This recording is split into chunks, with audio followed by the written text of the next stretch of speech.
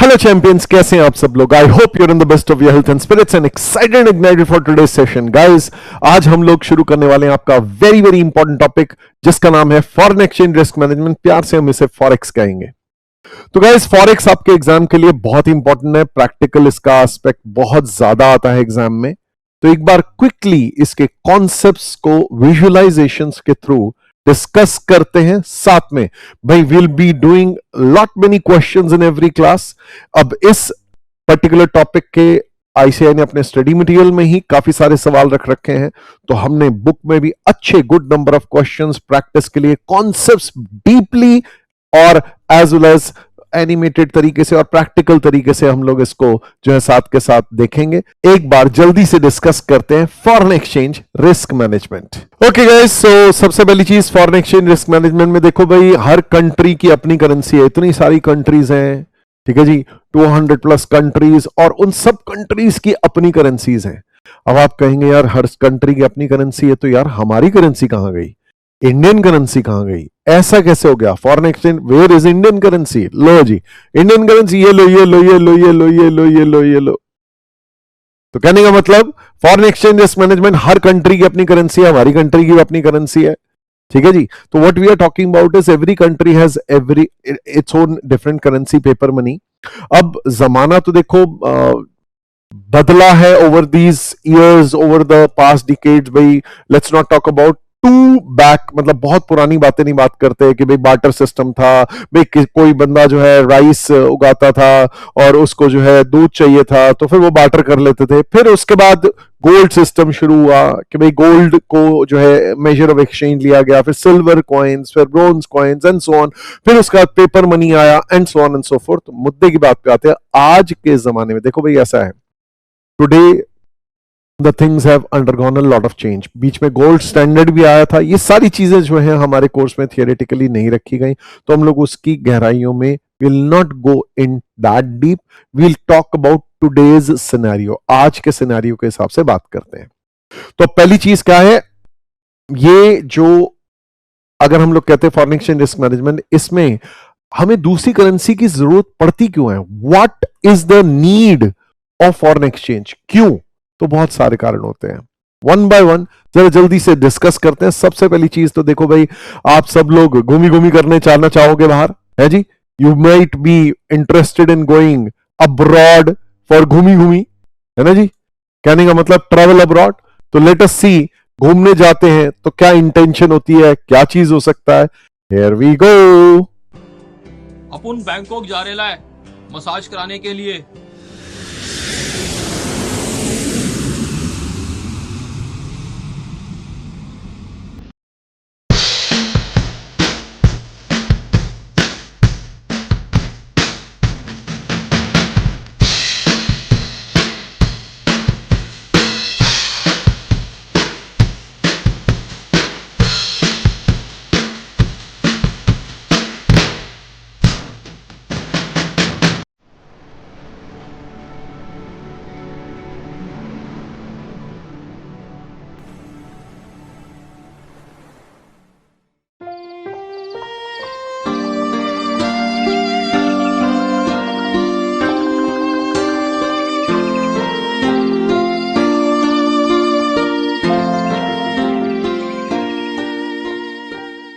Okay guys, so finally आप घूमी घूमी करने अगर बाहर जाते हैं जी, मसाज करानी अगर थाईलैंड से, तो थाई बाट चाहिए ना। तो थाई बाट चाहिए, तो Thai baht, Thailand is not our country. भाई इंडिया जैसे हम लोग यहाँ की बात करते हैं, तो हमारी तो इंडियन रुपीस है। तो उसके लिए हमें ये दूसरी करेंसी चाहिए होगी। तो ट्रैवल अब्रॉड के लिए आपको चाहिए होगा, अगर आपको वहां पे मसाज करानी है तो वहां थाई बाट आपको देने पड़ेंगे। एनी हाउ, दूसरा और किस लिए चाहिए हो सकता है भाई? दूसरा इसलिए चाहिए हो सकता है कि भाई you might have to go abroad for medical treatment abroad। medical treatment abroad का जरा विजुअलाइजेशन देखते हैं। Here we go। टन टना टन टन टन तारा चलती है क्या 9 से 12।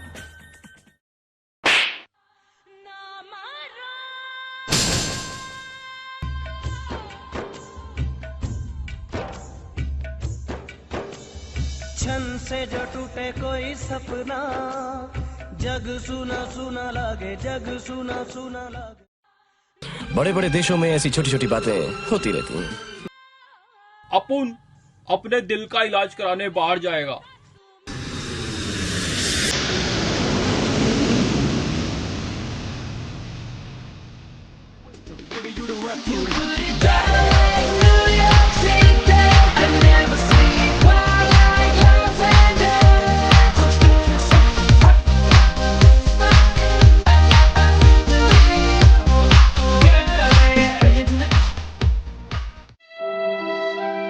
मैडम, अपुन के दिल का इलाज करना जरा। तूने मारी एंट्री यार, दिल में बजी घंटी यार, ओके गाइस, सो अल्टीमेटली जो बाहर इलाज कराने जा रहे हैं, दिल का इलाज या जैसे मर्जी इलाज कराने जा रहे हैं, तो जिस भी कंट्री में जा रहे हैं उस कंट्री की करेंसी चाहिए होगी। तो दूसरी रीजन ये हो गया। ओके, तीसरा रीजन क्या हो सकता है? तीसरा रीजन ये हो सकता है आपको बाहर पढ़ाई करने जाना है भाई। If you want to go abroad to study तो जाओ भाई, कौन रोक रहा है? अपुन फॉरेन जा रेला है पढ़ाई करने के लिए।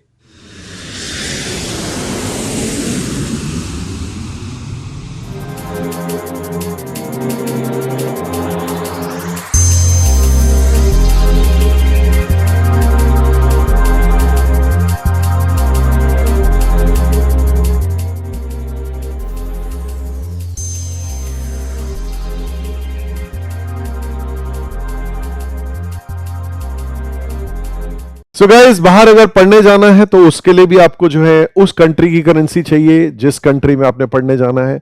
देन इसके अलावा let's talk about the major reason, that is imports and exports, international trade. Here we go.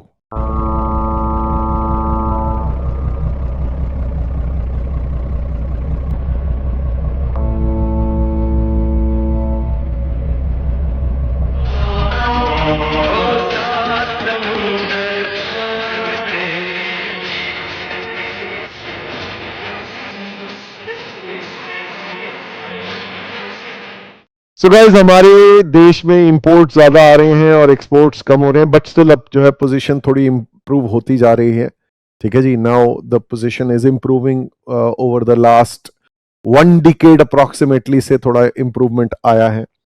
And then business expand करने के तो उसके लिए फाइनेंस चाहिए होगा।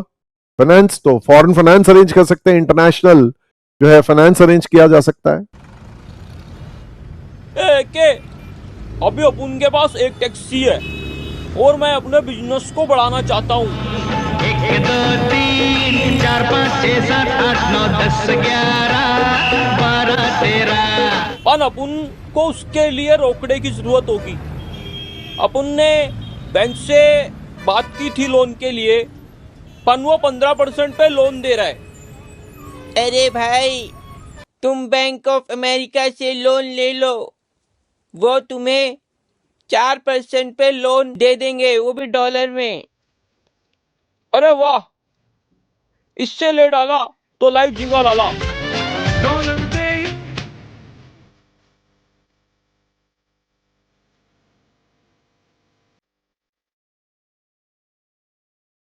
मुझको भी तो लिफ्ट करा दे, थोड़ी सी तो लिफ्ट करा दे। सो गाइज, हम लोग इससे रिलेटेड भी कुछ प्रैक्टिकल कॉन्सेप्ट्स देखेंगे, थियरी भी देखेंगे, एज वेल एज प्रैक्टिकल भी देखेंगे। लोन्स जो है, फॉरेन लोन्स कैसे लिए जाते हैं, लोन ऑप्शंस हमारे पास अलग अलग ऑप्शंस होंगे कि भाई अपनी होम करेंसी में लोन ले लें, फॉरेन करेंसी में लोन ले लें। एज वेल एज हम लोग इंटरनेशनल फाइनेंशियल मैनेजमेंट चैप्टर, इससे नेक्स्ट जो हम लोग पढ़ेंगे उसमें हम लोग raising capital from abroad, GDR issue कर सकते हैं या FCCB foreign currency convertible bonds या IDRs इशू कर सकते हैं, तो उससे फाइनेंस अरेंज कर सकते हैं। उसके बारे में हम लोग जो है आगे देखेंगे। Next, last but not the least, भाई आपके फाइनेंशियल मैनेजमेंट के डिसीजंस हैं, एक तो फाइनेंसिंग डिसीजन है, दूसरा इन्वेस्टमेंट डिसीजन भी तो है। आप इन्वेस्टमेंट भी कर सकते हो, बाहर इन्वेस्टमेंट की जा सकती है, इन्वेस्टमेंट इन अदर कंट्रीज। कहने का मतलब आप फॉरेन डायरेक्ट इन्वेस्टमेंट कर सकते हो, या बाहर से फॉरेन डायरेक्ट इन्वेस्टमेंट हमारी देश में आती है, या फॉरेन पोर्टफोलियो इन्वेस्टमेंट कर सकते हो। फॉरेन मर्जर्स एंड एक्विजिशन आज की डेट में भाई हमारी इंडियन कंपनीज बहुत सारी, भाई टाटा ने कोरस को एक्वायर किया, या हिंडाल्को ने जो है नोवेलिस को एक्वायर किया। लॉट मेनी कंपनीज जो है foreign mergers and acquisition, even जो है they are going into strategic alliances, जैसे कि टाटा का स्टारबक्स के साथ अलायंस हुआ, and so on and so forth. तो उस हिसाब से जो है इन्वेस्टमेंट इन अदर कंट्रीज भी की जा सकती है। तो this is also one of the aspects. Next, तो guys let's start our first practical. इसी के बाद जस्ट हम लोग डिस्कस कर लेते हैं पहला प्रैक्टिकल प्रॉब्लम कि भाई हम लोग अगर फॉरेन बॉन्ड्स में इन्वेस्टमेंट कर रहे हैं तो फॉरेन बॉन्ड्स में अगर इन्वेस्टमेंट करते हैं, इसका वैसे मैं आप लोगों को पहले भी जो है कॉन्सेप्ट और क्वेश्चन करा चुका हूं, तो एक बार जल्दी से इस चीज को हम लोग देख लेते हैं। फॉरेन अगर बॉन्ड्स में हम लोग इन्वेस्टमेंट कर रहे हैं तो गाइज उस सिचुएशन में हमारे साथ क्या होगा, we will be investing in other country, उस कंट्री की करेंसी में हम लोग अपनी कंट्री की करेंसी को कन्वर्ट करेंगे उस कंट्री की करेंसी में और उधर इन्वेस्ट करेंगे, वहां से कुछ रिटर्न आएगी तो उस कंट्री की करेंसी में आएगी, फिर हम उसको अपनी होम करेंसी में कन्वर्ट करेंगे, तो वो हमारी होम करेंसी में कितनी रिटर्न आती है, तो वो हमें दो तरह की रिटर्न्स निकालनी पड़ सकती है। एक जो रिटर्न है दूसरी करेंसी में, दूसरी return converted into our own currency. तो एक बार पहले इसके कॉन्सेप्ट जरा मैं आप लोगों को पीछे सिक्योरिटी वैल्यूएशन के चैप्टर से लिंक करते हुए थोड़ा सा जो है इसका कॉन्सेप्ट आप लोगों को एक बार रिवाइज करा देता हूं कि हम फॉरेन बॉन्ड्स या फॉरेन डिबेंचर्स में अगर इन्वेस्टमेंट करते हैं तो उसमें किस तरीके से रिटर्न जो है आप लोग कैलकुलेट करते हैं। लेट अस स्टार्ट, एक बार क्विकली कॉन्सेप्ट पॉकेट बुक से रिवाइज करते हैं। Here we go. Okay guys, so सबसे पहली चीज competition of return from an international bond. अगर आपने इंटरनेशनल बॉन्ड को खरीदा और उसको बेचना है तो फिर एज द केस में भी उसमें रिटर्न किस तरीके से निकाली जा सकती है। एक तो आपका सेल प्राइस और कॉस्ट प्राइस का डिफरेंस, सेल प्राइस और कॉस्ट प्राइस का difference, this is your capital gain. Then इसमें रेवेन्यू रिटर्न आपका इंटरेस्ट इनकम या इंटरेस्ट अमाउंट जो है और ऐड कर देंगे और फिर डिवाइड करेंगे अपने कॉस्ट प्राइस से, तो ये आप रिटर्न निकाल सकते हैं। टेक एन एग्जांपल, बड़ी सिंपल सी बात, आपने जो है बॉन्ड लेट्स से $100 का खरीद के $105 का बेचा, तो 105 माइनस 100 तो 5 का तो कैपिटल गेन हो गया। And let's take an example, इन्हें $5 का ही जो है साथ में इंटरेस्ट मिला, तो उस हिसाब से $100 की इन्वेस्टमेंट पे कितनी रिटर्न हो गई, हम कहते हैं भाई हमें रिटर्न आ गई, let's take an example, this is 10%, तो 10% रिटर्न आ गई जी, रिटर्न ऑन इन्वेस्टमेंट, लेकिन ये फॉरेन करेंसी में है। अब हमारा इंडियन इन्वेस्टर है, उसने अगर बाहर इन्वेस्टमेंट करी है, अब जब इन्वेस्टमेंट करी थी उस टाइम पे $1 का rate let's take an example 80 rupees था, तो 80 रुपीज के हिसाब से कन्वर्ट करते हैं तो ये 8000 हो गया। कैसे? 80 इंटू 100 इज इक्वल टू 8000, तो अकॉर्डिंगली 8000 की इन्वेस्टमेंट करी थी। ग्रेट। अच्छा, जब रेमिट कर रहे हैं, मैं आपको बता रहा हूं, लेट्स टेक एन एग्जांपल, जब इन्वेस्टमेंट कर रहे थे 80 रुपीज का रेट था, जब वापस लेके आ रहे हैं तो उस टाइम पे 82 का रेट है, 82 का रेट है तो 82 मल्टीप्लाइड बाय 105, इसकी कैलकुलेशन करके दिखा देते हैं। Here we go. So accordingly हम लोग कहेंगे 105 multiplied by 82 is equal to 8610 rupees, 8610 आप ले लोगे, रुपीज 8610 माइनस 8000, साथ में जो है इंटरेस्ट को कन्वर्ट कर देंगे, $5 को कन्वर्ट कर देंगे, इंटू 82 कर देंगे, तो 82 multiplied by 5 is equal to rupees 410, ये प्लस कर देंगे, तो 410 plus 8610 minus 8000 is equal to this divide by 8000, अगर आप निकालोगे तो guys this is going to be 12.75%, this is 12.75%। तो ये आपके इस तरीके से रिटर्न आ जाएगी, और इसी कॉन्सेप्ट को अभी हम लोग डिस्कस कर रहे हैं, इसी कॉन्सेप्ट को हम लोग क्वेश्चन में कर रहे हैं। आप लोग पढ़ रहे हैं, आपकी बुक का पहला सवाल मैं इंतजार कर रहा हूं, please read the first question.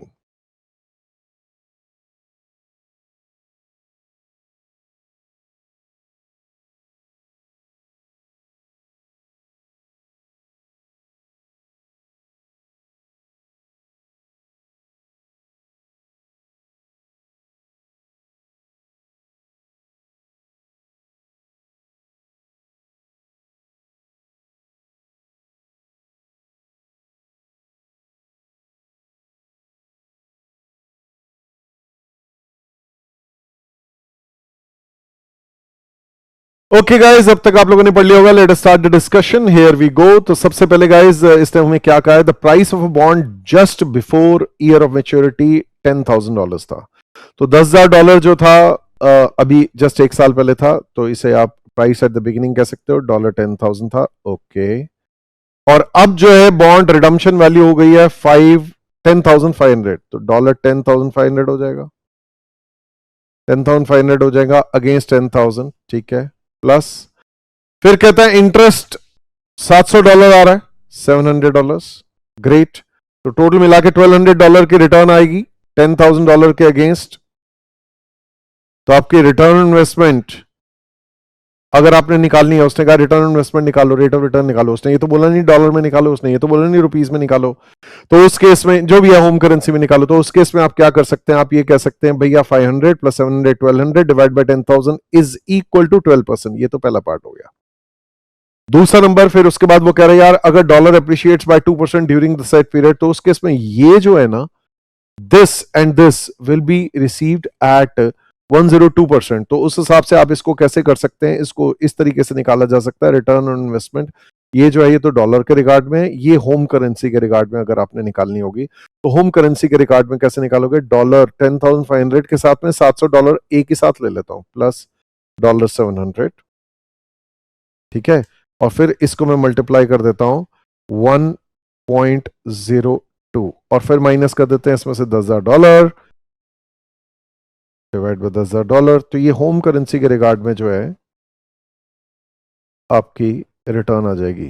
तो इस कैलकुलेशन को देख लेते हैं। तो this is $11,200 multiplied by 1.02 is equal to minus $10,000, ठीक है जी, divide by $10,000 is equal to 14.24%।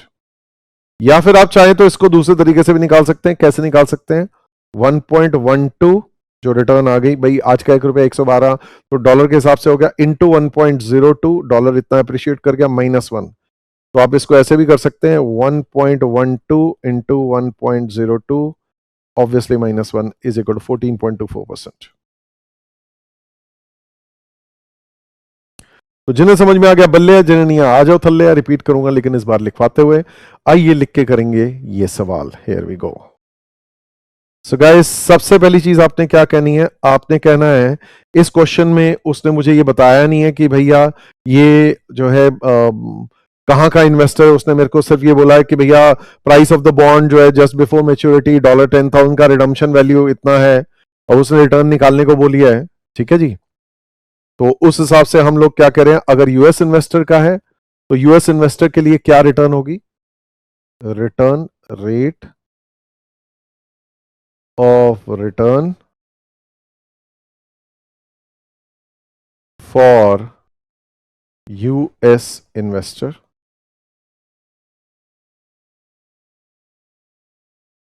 Rate of return for US investor कैसे निकलेगी, देखो दोस्तों, इस तरीके से निकलेगी। Here we go, return on investment in dollars,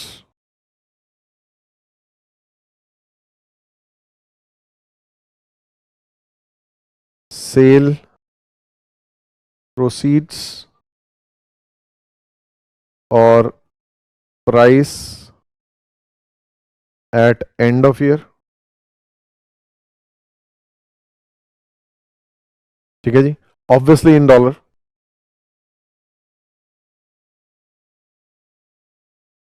minus cost price और price at the beginning of year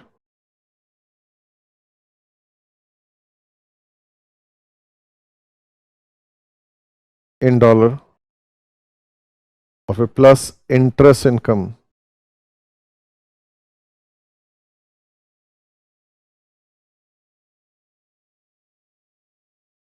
in dollar divide by cost price और price at the beginning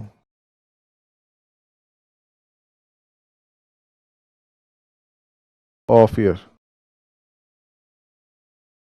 in dollar.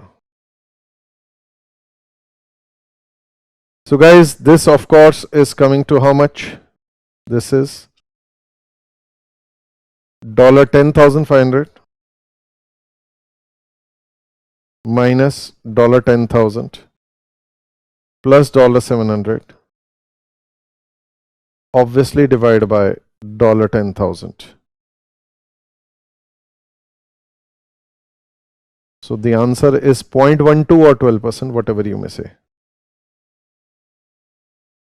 ये तो आपने डॉलर में रिटर्न निकाल दी, return for of a US for a US investor. दूसरा number, return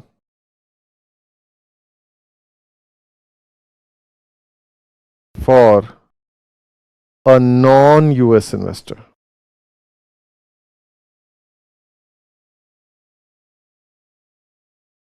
ये कैसे निकालोगे? ये ऐसे निकालोगे,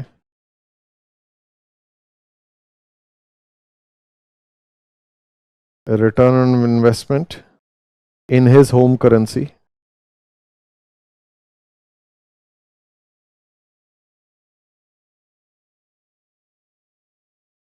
sale proceeds in dollar plus interest income in dollar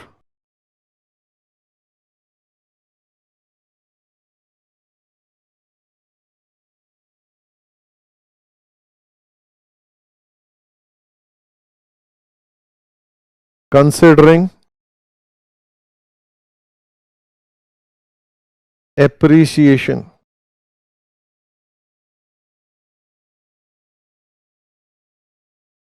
in value of dollar।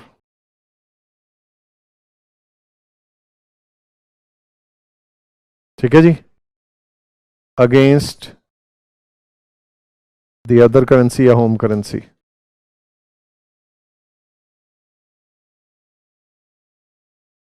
Of investor.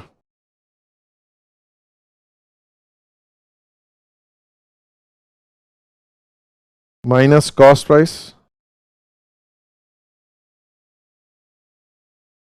In dollar divide by cost price in dollar. एक तो तरीका ये है, कैसे? ये देखो, ऐसे कर सकते हो, डॉलर 10,500 प्लस डॉलर 700, इसको कंसिडरिंग इन एप्रिसिएशन 1.02 को कंसिडर करते हुए minus dollar 10,000 divide by dollar 10,000।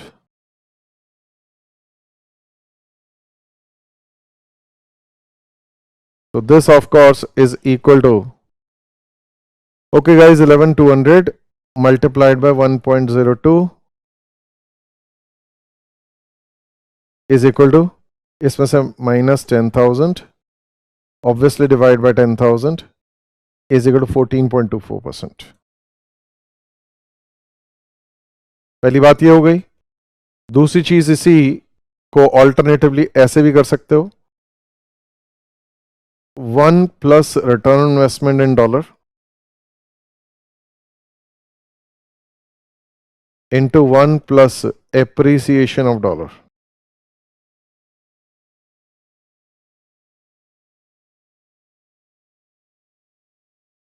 Obviously -1।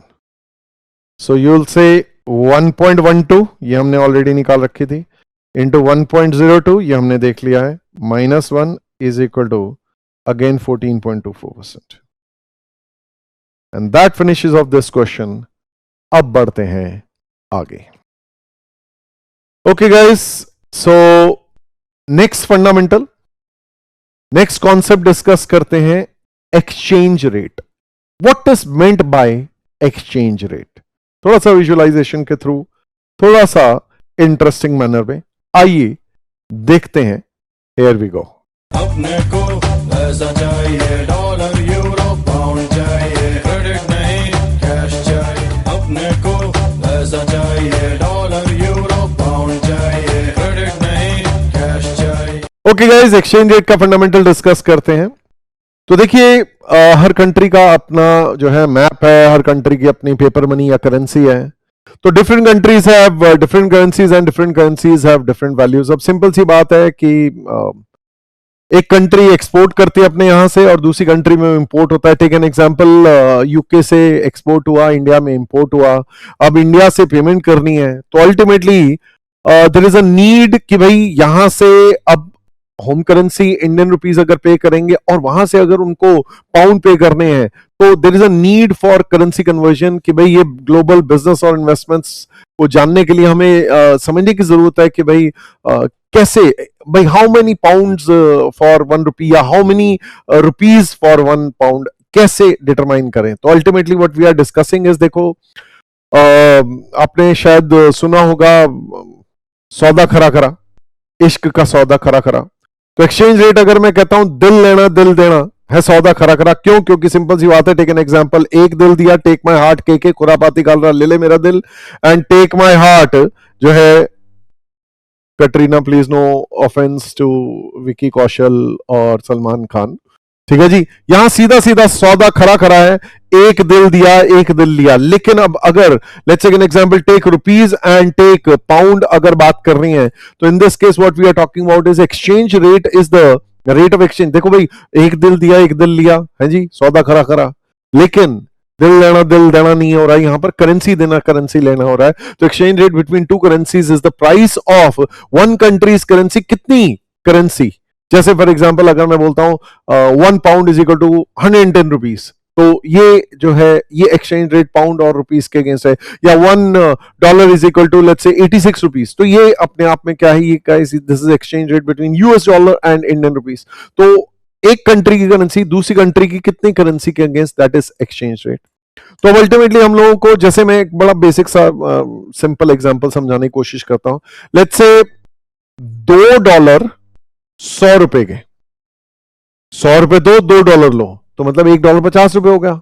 और लेट्स टेक एन एग्जांपल, $2 के अगेंस्ट 1 पाउंड, $2 के अगेंस्ट 1 पाउंड, तो 1 पाउंड इज इक्वल टू $2, या फिर 1 पाउंड इज इक्वल टू 100 रुपए। ये अपने आप में क्या है गाइस, एक्सचेंज रेट है। ये एक्सचेंज रेट है एक कंट्री की करेंसी दूसरी कंट्री की कितनी करेंसी के अगेंस्ट है। तो अगर मैं कह रहा हूं भाई 20 pound is equal to let's say 2000 रुपए का नोट लगा दिया, दिल पे नहीं लेना, तो हम लोग अभी फैक्टर्स अफेक्टिंग एक्सचेंज रेट्स नहीं देख रहे, अभी हम लोग ये समझ रहे हैं, we are trying to understand one thing, कि एक्सचेंज रेट्स कोट किस तरीके से किए जाते हैं, किस तरीके से लिखे जाते हैं। तो उसका एक एग्जाम्पल है, देखो ऐसा जो अभी मैं आप लोगों को दिखाने वाला हूं, ये इस तरह का क्वेश्चन आपके एग्जाम में कभी नहीं आएगा, क्योंकि क्वेश्चन में इनएविटेबली आपको एक्सपेक्ट किया जाता है। ये इनिशियल फर्स्ट 2-3 क्वेश्चंस के बाद फिर हम लोग जो है एग्जाम लेवल के क्वेश्चंस पे आएंगे, लेकिन ये बेसिक समझने के लिए हमें जरूरी है कि एक्सचेंज रेट कोट कैसे किए जाते हैं। तो लेट अस अंडरस्टैंड कोटेशंस। मैं किस तरीके से आप लोगों को कोटेशंस पढ़ना सिखा रहा हूं, how quotations will be given and how you will be interpreting them. आओ जरा देखते हैं।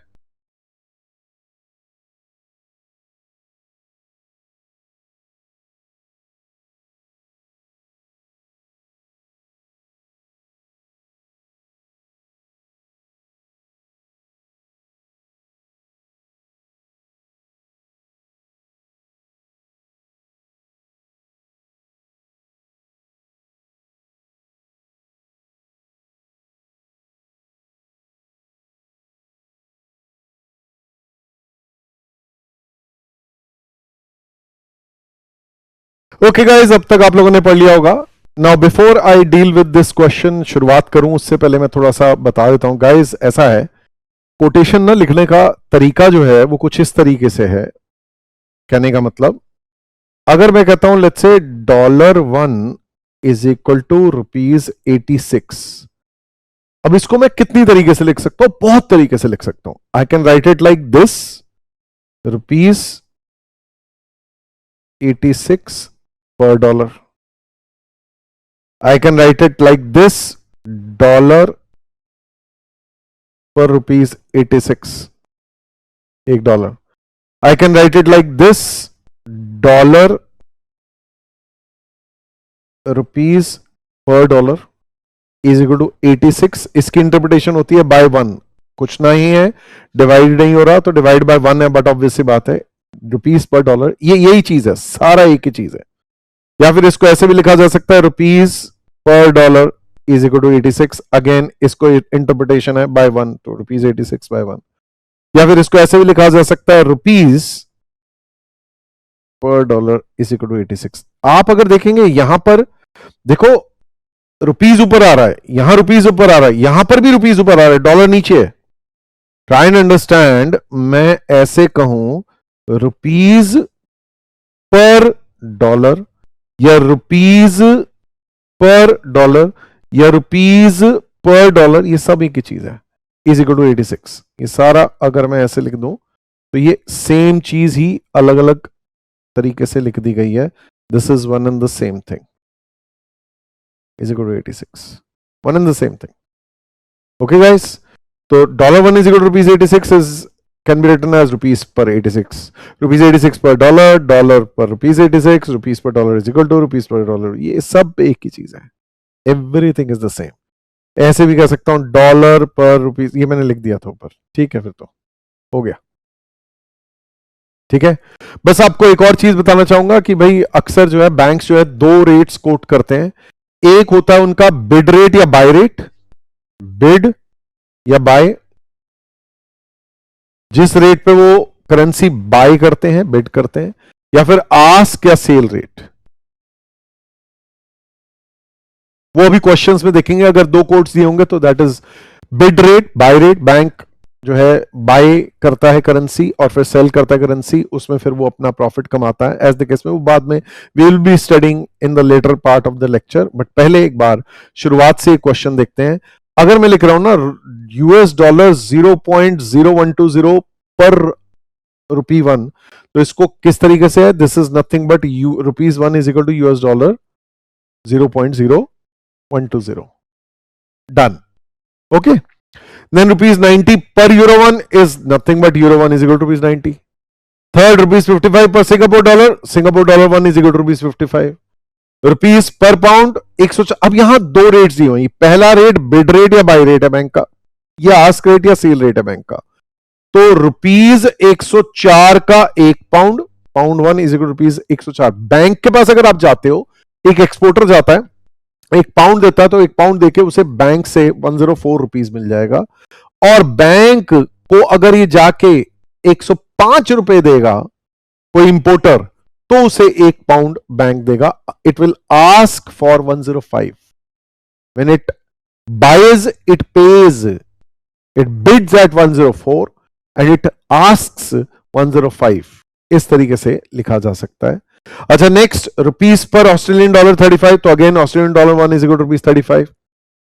अब ये देखना, ये कैनेडियन डॉलर ऊपर आ रहा है, ये कैनेडियन डॉलर पर यूएस डॉलर है. तो this is Canadian dollar. Canadian dollar 1.1 is equal to $1. ये कैनेडियन डॉलर पर यूएस डॉलर है. जैसे ये रुपीस पर ऑस्ट्रेलियन डॉलर है, ये ऊपर आ रहा है, ये ऊपर आ रहा है.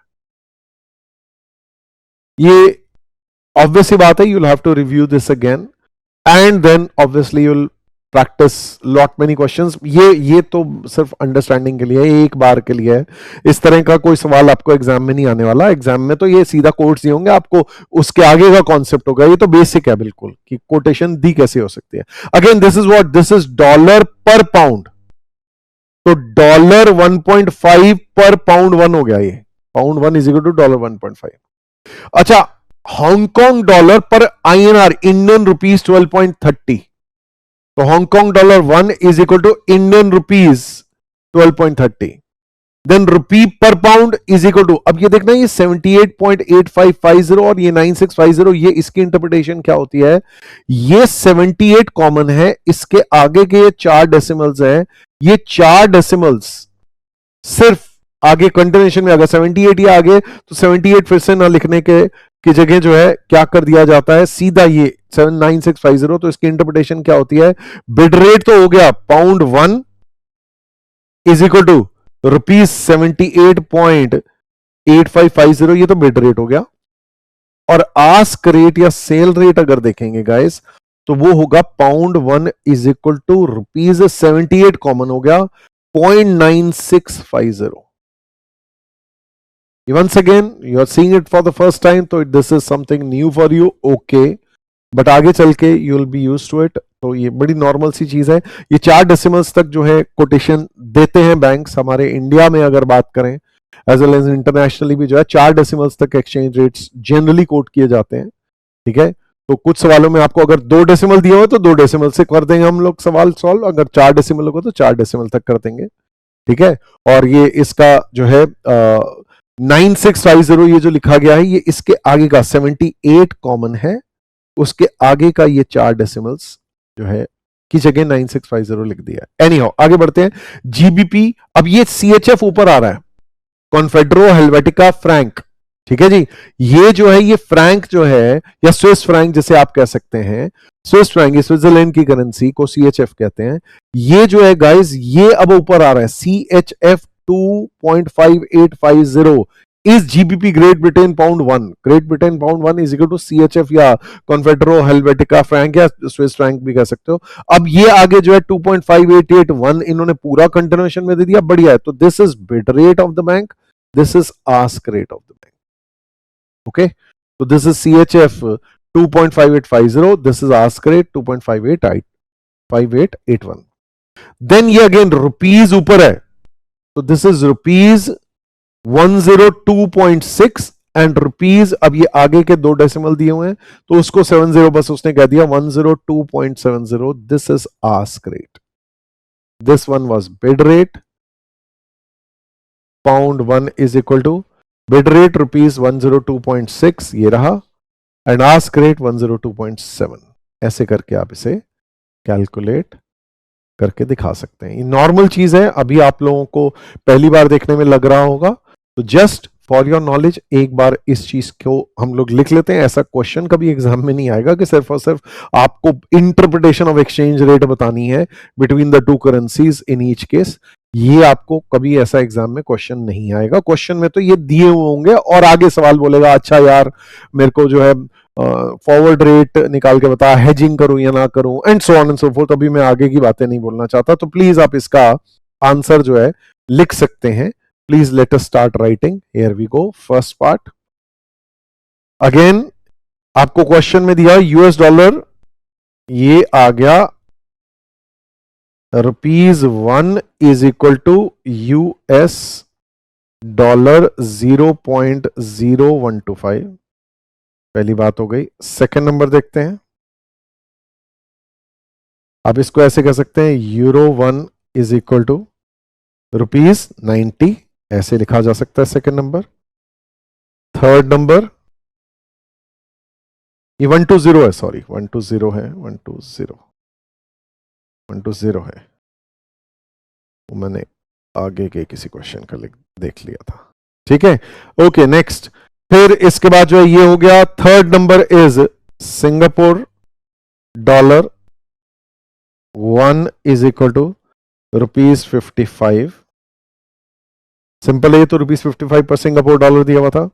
फोर्थ नंबर इज आपको दिया हुआ है ₹104 105, तो पाउंड 1 इज इक्वल टू ₹104। ये आप ब्रैकेट में इसके नीचे लिखना चाहें लिख सकते हैं, बिड रेट है। एंड ₹105 ये आस्क रेट हो गया, ठीक है।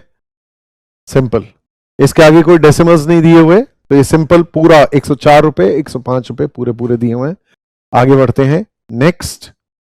फोर्थ के बाद फिर फिफ्थ नंबर आता है आपका, here we go, Australian dollar 1 is equal to ₹35।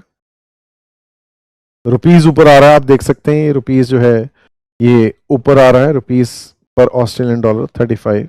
Next, तो इस तरीके से ये six number is US dollar 1 is equal two Canadian dollar 1.1। तो आप देख सकते हैं अगेन ये कैनेडियन डॉलर है गाइस, कैनेडियन डॉलर ऊपर दिया हुआ है, ये बैकस्लैश है, ठीक है जी। तो ये कैनेडियन डॉलर ऊपर है, तो कैनेडियन डॉलर 1.1 पर US डॉलर 1, ऐसा करके आपने लिख देना है। This is sixth.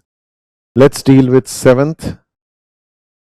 Seventh is simple, pound 1 is equal to dollar 1.5। अब यहां आप देख सकते हैं डॉलर ऊपर आ रहा है, ये डॉलर ऊपर है, पाउंड नीचे है, तो डॉलर पर पाउंड, डॉलर 1.5 पर पाउंड ये आपको दिया है।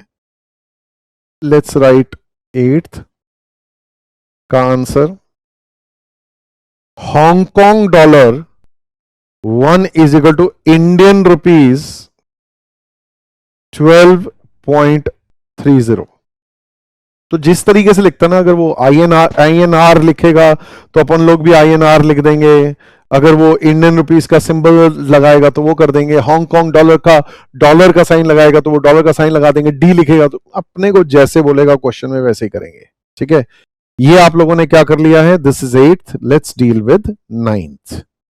सो गाइस 9th इज, अब यहां पर जो है रुपी पर पाउंड का एक्सचेंज रेट जो दिया हुआ है, दो कोट्स दिए हुए हैं, तो आप इसे कहोगे pound 1 is equal to rupees कितना, 78.8550।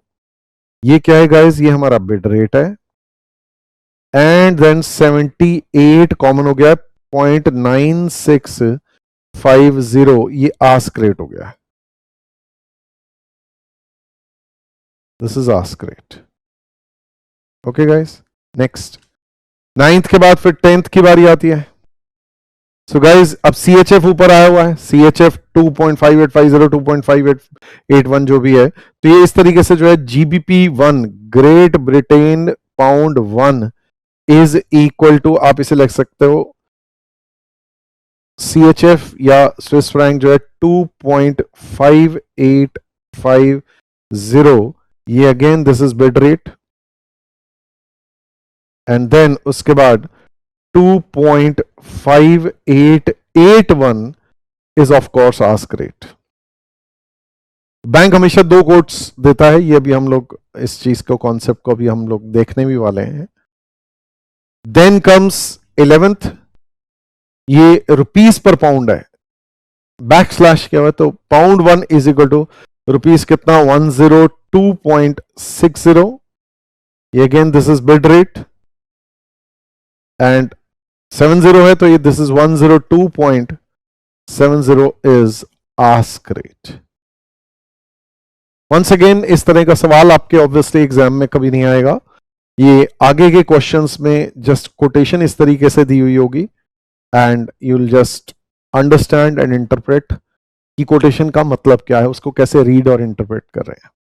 अब बढ़ते हैं आगे, let's move to the next fundamental, next concept. मैं ले रहा हूं next slide, here we go. Okay guys, factors affecting exchange rate, this is a theoretical area, knowledge होनी चाहिए आपको इस बारे में।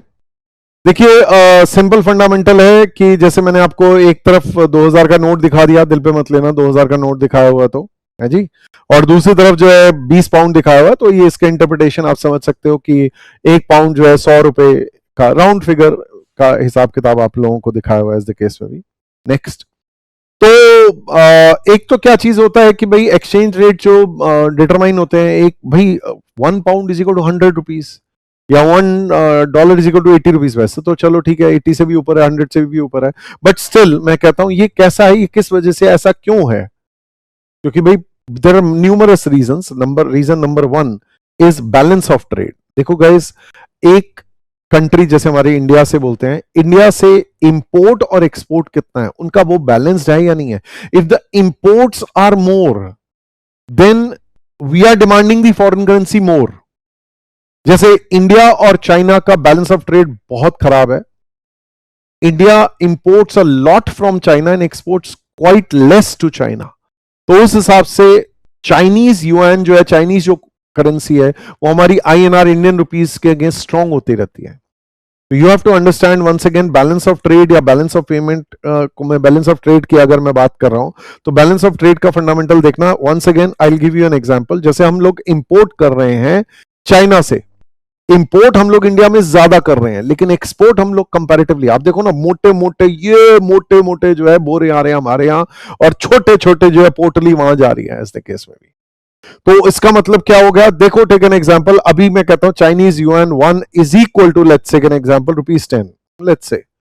अब अगर इस तरह का चलता रहेगा कि भैया इंपोर्ट ज्यादा कर रहे हैं और एक्सपोर्ट्स कम कर रहे हैं, तो होगा क्या, चाइनीज युआन की डिमांड ज्यादा बढ़ेगी, हमारी इंडियन रुपीस की डिमांड जो है कम होगी। तो इसका इंपैक्ट ये पड़ेगा कि हमारी इंडियन रुपीस जो है वो वीक होगी, it will become weak against it's trade partner. तो यहां पर जो है जो चाइनीज युआन है 1, 10 रुपीज का था, अब 10 रुपीज से भी ऊपर चला जाएगा, ये इंडियन रुपीज वीक हो जाएगा। Let's take an example, it becomes 12 rupees, 2 rupees और लग गया। कहने का मतलब क्या है, हमारे अगर कंट्री में चाइना से इंपोर्ट ज्यादा हो रहा है और वहां एक्सपोर्ट कम हो रहा है, तो हमारी करेंसी जो है वीक होगी अगेंस्ट द चाइनीज युआन। इसी तरीके से अगर let me talk about India और नेपाल का अगर एग्जांपल देखता हूं, हम एक्सपोर्ट अगर ज्यादा करें इंडिया से, ठीक है, और इंपोर्ट जो है नेपाल से हम लोग कम करें, अगर ऐसा सिचुएशन हो तो उस केस में हमारा 1 रुपया, लेट्स टेक एन एग्जांपल, अभी 1 रुपया Indian rupees is equal to Nepali 1 रुपया, 1 रुपी, इधर का 1 रुपया वहां का 1 रुपया।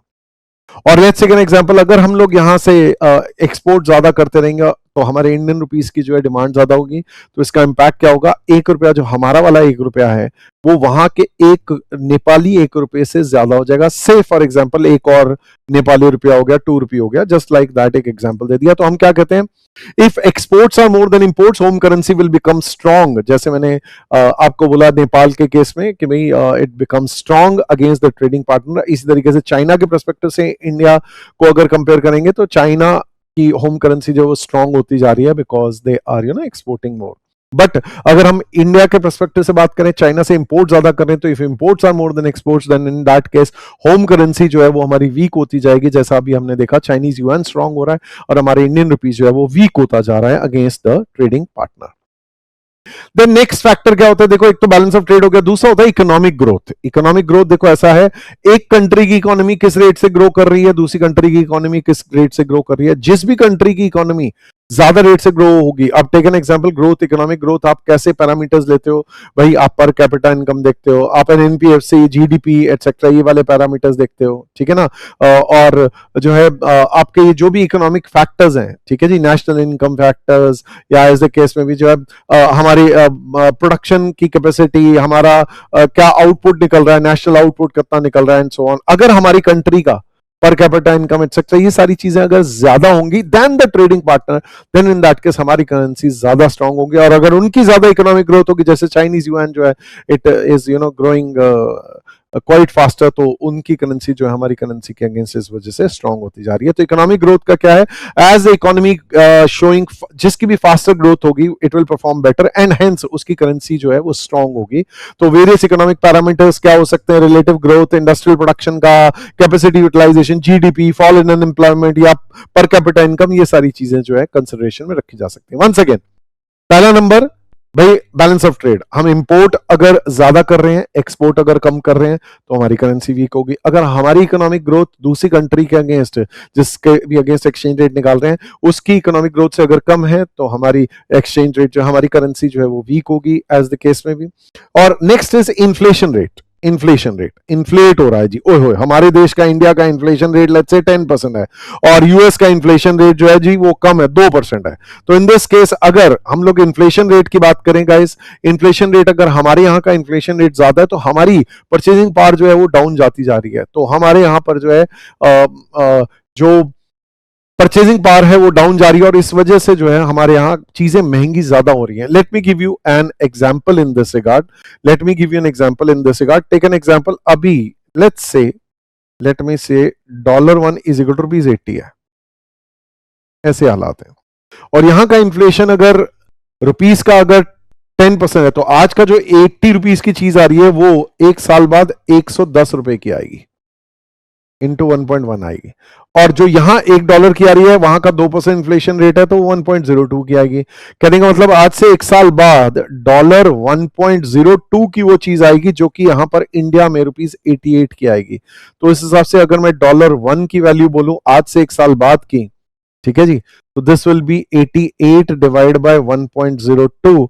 ये आप कैलकुलेट करोगे तो 88 divide by 1.02 is equal to something like 86.27 कर देता हूं, 2 डेसिमल ले लेता हूं, ₹86.27।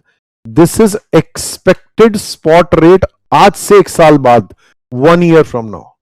अब basically what we are talking about is guys, ये जो मैंने अभी आपको बताया ना, देयर इज अ थ्योरम आप लोगों ने पढ़नी है आगे चल के, purchasing power parity theorem, PPPT, purchasing power parity theorem. ये भी आपने आगे चल के पढ़नी है।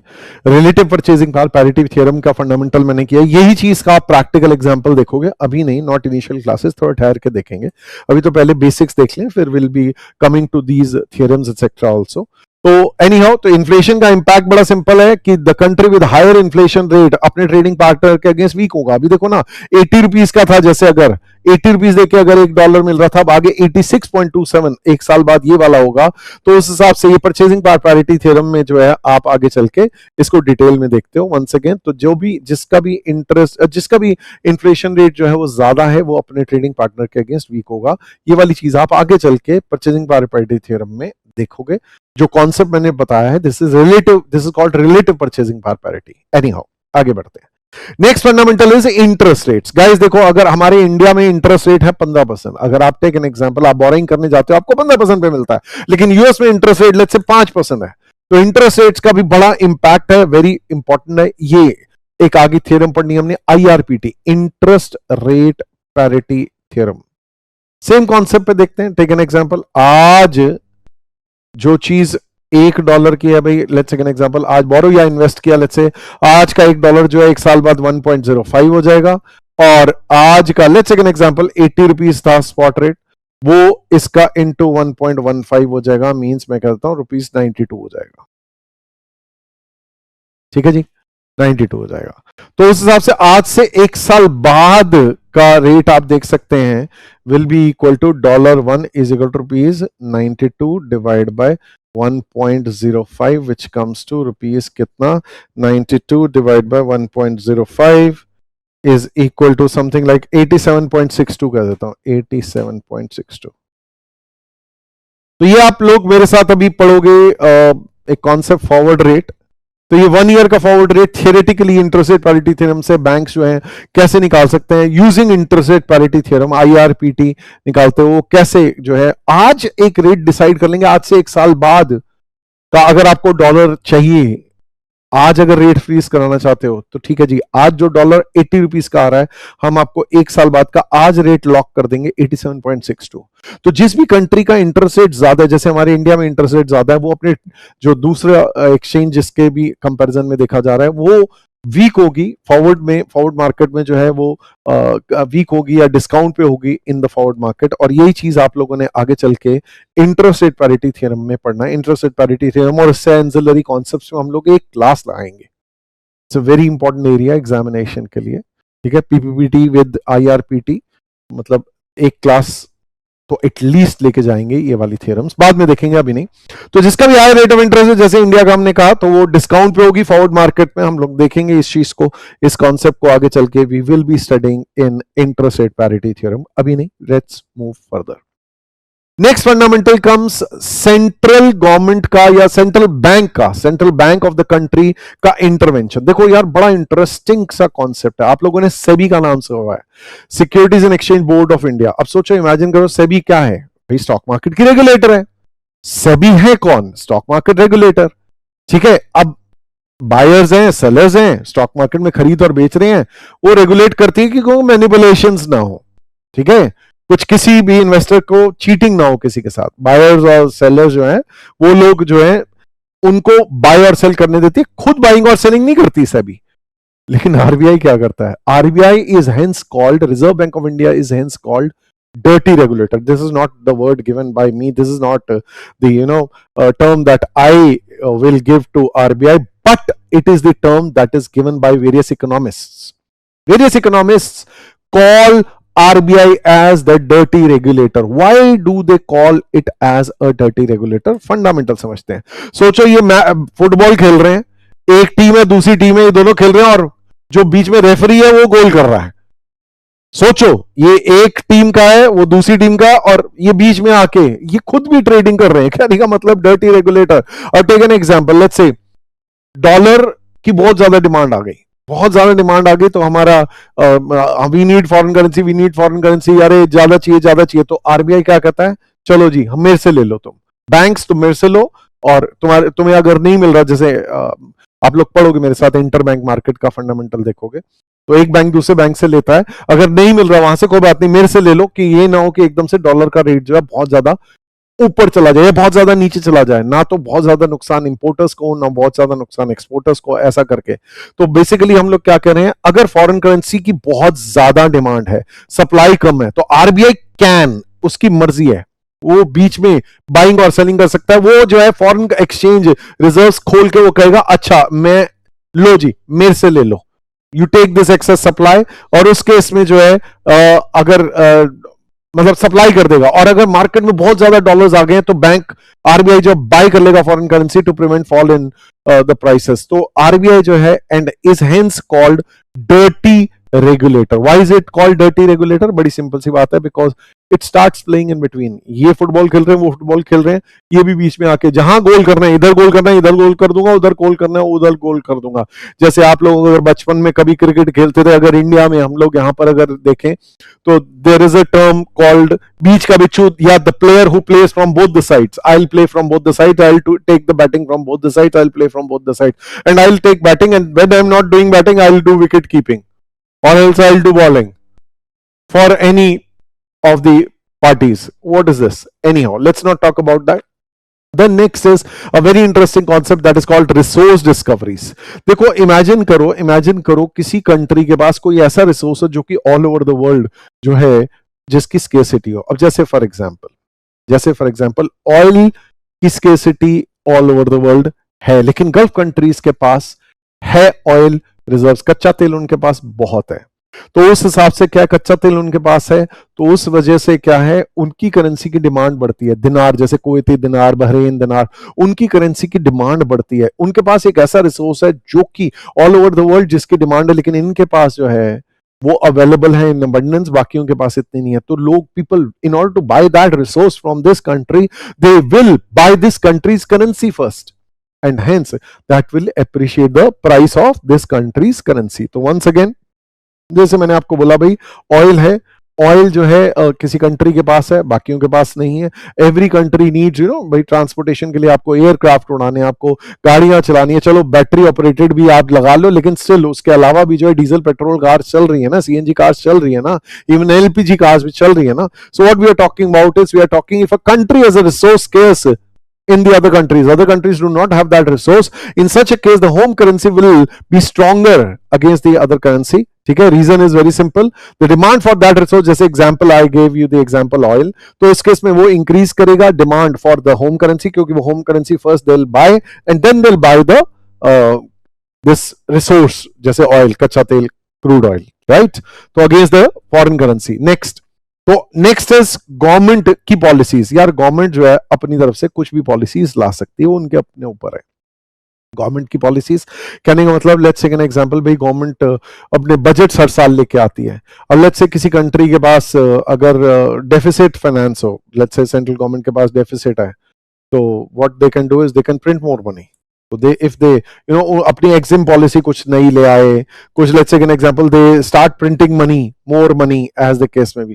तो गवर्नमेंट जो है अगर ऐसी कोई भी पॉलिसी लेके आएगी तो उसका इंपैक्ट, एफडीआई की पॉलिसी ले आई, एफपीआई की पॉलिसी ले आई, foreign direct investment, foreign portfolio investment, तो इससे जो है इन सब चीजों से जो है, या फिर take an example liberalization of economy, या जो है हमने कहीं पे कोई रोक टोक लगा दिया, लिबरलाइज कर दिया, तो इन सब चीजों से FDI policy, printing of currencies, इन सब से जो है हमारे एक्सचेंज रेट पे इफेक्ट पड़ता है। तो what we are talking about, the EXIM policy, that is export import policy, the FDI policy, the policy of printing currencies. Government अगर डेफिसिट फाइनेंस है तो उसको उन्होंने एक्सपेंडिचर्स करने के लिए दे प्रिंट मनी, तो उस केस में क्या होगा भाई, ग्रीक क्राइसिस की तरह हो सकता है कि बहुत ज्यादा करेंसी छाप दी, बस जी चलो, और उसके बाद जो है पे भी नहीं कर पा रहे हैं, बोरिंग्स भी कर रखी है, और बस नोट छापे जा रहे हैं, और फिर अल्टीमेटली जो है हालत खराब हो जाए।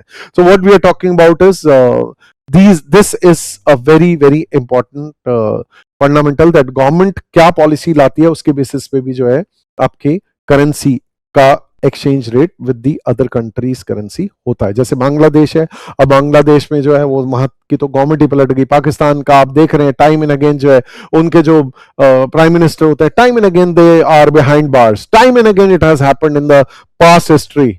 there is a coup, या there is the prime minister, okay जी आपने गलत किया, चलो इनको अंदर करो, and so on and so forth.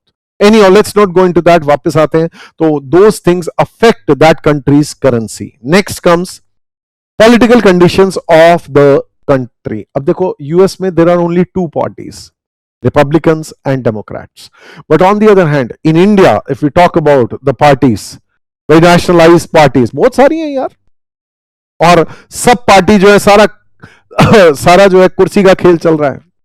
तो what we are talking about is political stability किसी भी कंट्री की होगी, जैसे हमारे यहां पे अभी इस टाइम पे 56 इंच का सीना मोदी जी की जो सरकार चल रही है उसके लिए में जो है हमारी स्टिल करेंसी, और मैं कहूंगा ठीक है, नो डाउट्स अबाउट इट भाई, कांग्रेस के टाइम पे भी वीक हुई, इस टाइम पे भी वीक हुई वो, लेकिन still over a period of time अगर देखें तो भाई हमारी कंट्री की डेवलपमेंट लास्ट 10 इयर्स में जितनी रोड्स बनी है, जितना अदरवाइज जो डेवलपमेंट हुई है, that is really commendable, really good. But yes, all the policies of this government, I'll not say they are good.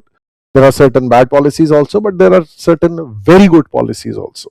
Make in India policy, इतने अमेजिंग स्टार्टअप्स को जिस तरीके से सपोर्ट किया जा रहा है, there are so many positives, then there are negatives also, depends. तो पॉलिटिकल कंडीशंस, अगर लेट्स टेक एन एग्जांपल, हमारे यहाँ जो है अगर अलायंसेस आते रहेंगे और आपस में जो है एक दूसरे की टांग खींचते रहेंगे, तो इन दैट केस जो है हमारे कोई भी जो पॉलिसीज हैं, अभी जैसे 5 साल की गवर्नमेंट होती है सेंट्रल गवर्नमेंट, तो वो पॉलिसीज रहेंगी नहीं, आज हैं कल नहीं है वो पॉलिसीज। तो उस हिसाब से हम क्या करें, political stability in the country supports the home currency and hence the country जिसकी स्टेबल गवर्नमेंट है उसके they will command better price than जिनकी अनस्टेबल गवर्नमेंट है। ठीक है जी, जिनकी अनस्टेबल गवर्नमेंट है उनके अगेंस्ट में ऑब्वियसली गड़बड़ होगी एज द केस में। ये थियोरेटिकल एरिया था। ये थियोरेटिकल एरिया करने के बाद अब जरा डिस्कस करते हैं थोड़ा सा practical area. Guys, foreign exchange की हम लोग बात कर रहे थे, फॉरेन एक्सचेंज की बात कर रहे थे, तो एक्सचेंज रेट्स मैंने आपको बताया था एक्सचेंज रेट्स क्या होते हैं। मैं इवन आपकी थोड़ी सी बुक से भी एक्सचेंज रेट्स पढ़वा देता हूं। Let us read from your book. Okay guys, so मैंने आपको बताया different countries have different currencies, obvious सी बात है, एंड डिफरेंट करेंसीज जो है हैव डिफरेंट वैल्यूज, सिंपल सी बात है। तो there is a need of rule of currency conversion, global business करना है या ग्लोबल इन्वेस्टमेंट करनी है, आपको इन्वेस्टमेंट डिसीजन लेना है, आपको फाइनेंसिंग डिसीजन लेना है, आपको देयर इज अ नीड कि भाई किस तरीके से एक्सचेंज रेट होंगे, रेट ऑफ कन्वर्जन किस तरीके से होगा। जैसे US dollar is equal to ₹86 अगर ये है, तो फॉरेन एक्सचेंज ट्रांजैक्शन में अल्टीमेटली कोटिंग बैंक जो है, जो बैंक परचेज भी करता है और सेल भी करता है, वो बिड भी करता है, बाय भी करता है, बिड भी करता है या सेल भी करता है, आस्क करता है एज द केस में भी। तो कोटिंग बैंक जो है अगर बाय करता है तो फॉरेन करेंसी एक्वायर करके अपनी होम करेंसी देता है, and vice versa.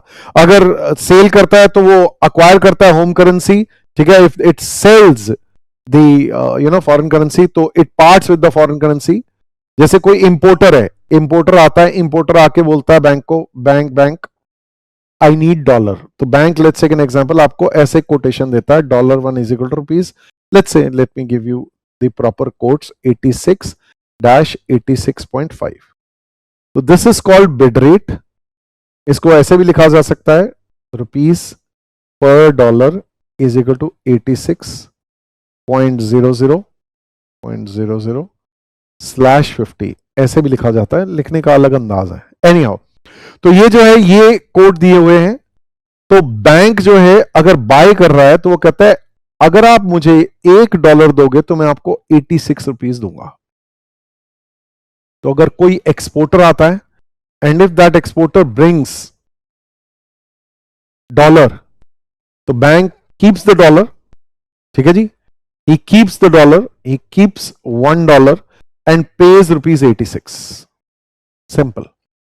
But on the other hand, in case an importer comes in, ये मैंने लिखा हुआ है importer, तो if in case an importer comes in and he says I need $, तो bank parts with $1, says okay you take $, but give me ₹86.50. Simple. It acquires 86.50. Simple fundamental है। तो ये जो मैंने कोटेशन दिया है ना गाइस, ये जो मैंने रेट दिया है $1 is equal to ₹86 and 86.5, this in India is called direct coat.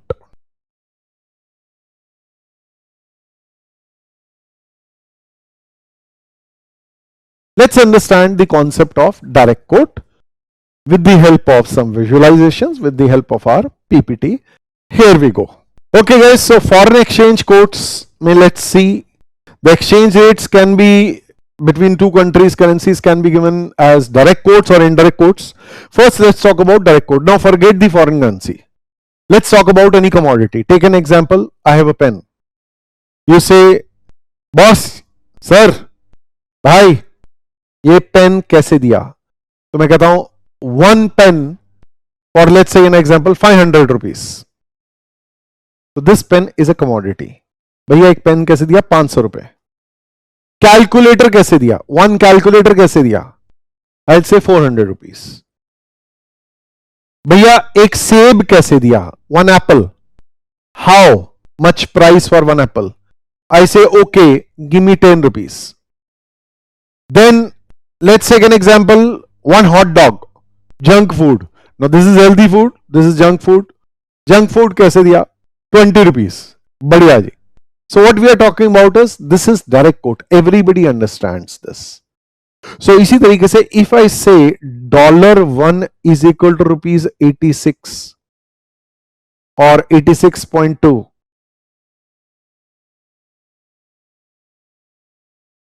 this is a direct quote in India.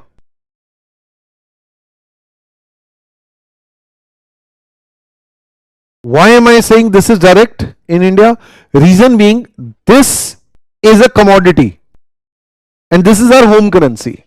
This is a commodity. This is a commodity. Similarly, the foreign currency is a commodity for us. So how many home currencies against 1 unit of foreign currency? That is direct quote. But on the other hand, if I talk about indirect quote, अगर मैं जाके बोलता हूं भैया 1 रुपए में कितना सेब दोगे? 1 रुपए में कितना सेब दोगे? वो कहेगा एक काम कर, देख ले, छू ले और चला जा 1 रुपया देके. या टेक एन एग्जाम्पल, 1 रुपए में कितना हॉट डॉग दोगे? सूंघ ले, 1 रुपया दे और चला जा. चलो हो गया 1 रुपया, जाओ, leave, shoe. So what we are talking about is, let's talk about direct quote and indirect quote from your pocketbook. Here we go. Okay guys, so a direct quote expresses the home currency. Conversion of direct quote बाद में देखते हैं into indirect quote and vice versa, वो बाद में देखते हैं. Direct quote क्या चीज होती है? A direct quote, let me change the pen. Here we go. A direct quote expresses the home currency in terms of foreign currency. कैसे? Shows domestic currency कितनी needed है to buy 1 unit of foreign currency, and जैसा भी cell भी करना है अगर आपने फॉरेन करेंसी या बाय करना है तो भी. और इनडायरेक्ट कोट क्या है? How much foreign currency is needed to buy 1 unit of home currency. Once again let me give you an example. अगर मैं कहता हूं $1 is equal to rupees 80, this is direct quote in India.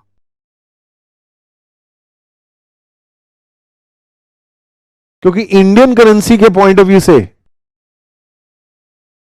हम इसको commodity ले रहे हैं. $1 कैसे दिया?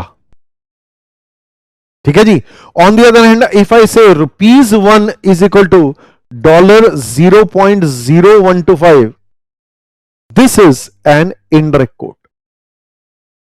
ठीक है जी, this is an indirect quote. Once again, in case of a direct quote, the bank gives lesser amount of home currency while buying 1 unit. जैसे मैंने अभी आपको बोला था ना, $1 is equal to rupees 86.00 and 86.20 या 50, whatever as the case may be. So bank अगर bye करेगा तो कम रुपए देगा and charges more currency, 86.20 या 50 या ज्यादा चार्ज करेगा when it sells 1 unit of foreign currency. Then in case of indirect quote, bank क्या करेगा? बैंक करेगा, टेक एन एग्जांपल, ₹1 है, 1 यूनिट ऑफ होम करेंसी लेना है. बैंक अगर 1 रुपया बाय करता है तो वो कहता है मैं आपको $0.0120 फ्यूअर करेंसी दूंगा when I am buying rupee. But if I am selling तो I will charge more units of foreign currency. I will say you give me 0.0125, then I will give you 1 unit of home currency. Once again, if I am buying ₹1, I will pay you lesser dollars. If I am selling ₹1, then I will charge you more dollars, foreign currency, as the case may be. Let's read this thing from PPT as well, then we'll come back to the pocketbook again. Here we go. Okay guys, so direct quote में देखो, let's take an example, रुपए दिए $1 लिया, ठीक है ना जी. Direct quote में क्या है, रुपए देके $1 ले रहे हैं. सिमिलरली पाउंड, 100 रुपए देके £1 ले लिया, and so on and so forth. So it is a quote given or expressed in a manner that one unit of foreign currency, जैसे for example 1 UK pound 100 रुपए, how many home currency, domestic या local currencies, या 1 US dollar is equal to how many rupees. तो we are taking this as a commodity कि भैया $1 कैसे दिया, £1 कैसे दिया, and so on. Indirect quote में it will be the other way round. हम क्या कहेंगे, हमने लो जी चिल्लड़ आ गया हमारे पास, हमने ₹1 दिया होम करेंसी, और ये हमारे पास चिल्लड़ या चिंदी जो है सेंट्स आ गए हमारे पास डॉलर्स के, whatever as the case may be. So it is a quote expressed in a manner that 1 unit of home currency या डोमेस्टिक या लोकल करेंसी, ₹1 के बदले हमें कितनी यूनिट्स ऑफ फॉरेन करेंसी मिल रही है. जैसे ₹1 के बदले हमें $0.0125 मिल रहा है, या ₹1 के बदले हमें जो है यूके पाउंड 0.0100 मिल रहा है, एज द केस में भी. You have to understand this thing, right. Next, once again let me just conclude. देखो, जब आपको एक्सचेंज रेट कोटेशन दी हुई होंगी, अगर आपको डायरेक्ट कोट दी हुई हो या इनडायरेक्ट कोट दी हो, दो तरीके के हो सकता है. अगर डायरेक्ट कोट होगा ना, तो आप क्या कहोगे, foreign currency is a commodity की तरह, या एक यूनिट उसकी है. तो वेरिएबल कौन सी चीज है, होम करेंसी. $1 कैसे दिया, ₹80. $1 कैसे दिया, ₹82. $1 कैसे दिया. तो what is varying, variable unit is home currency. ठीक है जी. डॉलर तो 1 है, रुपए कितने हैं. ऑन दी अदर हैंड अगर मैं इनडायरेक्ट कोट की बात करता हूं, तो यहां वेरिएबल यूनिट क्या चीज होगी, हमारी फॉरेन करेंसी. भैया ₹1 में कितना डॉलर, 0.0120, 0.0125, and so on and so forth. तो this is the scenario. Next, once again I told you just a while ago, अभी मैंने आपको यही बात बोली थी. डायरेक्ट कोटेशन में क्या है, जब भी बैंक अगर डायरेक्ट कोट देता है, देखो वैसे all over the world maximum countries में, except very few cases, except in अगर मैं कहता हूं यूके में वो लोग जो है अपनी इनडायरेक्ट कोट कहते हैं, वो कहते हैं £1 इज इक्वल टू कितना.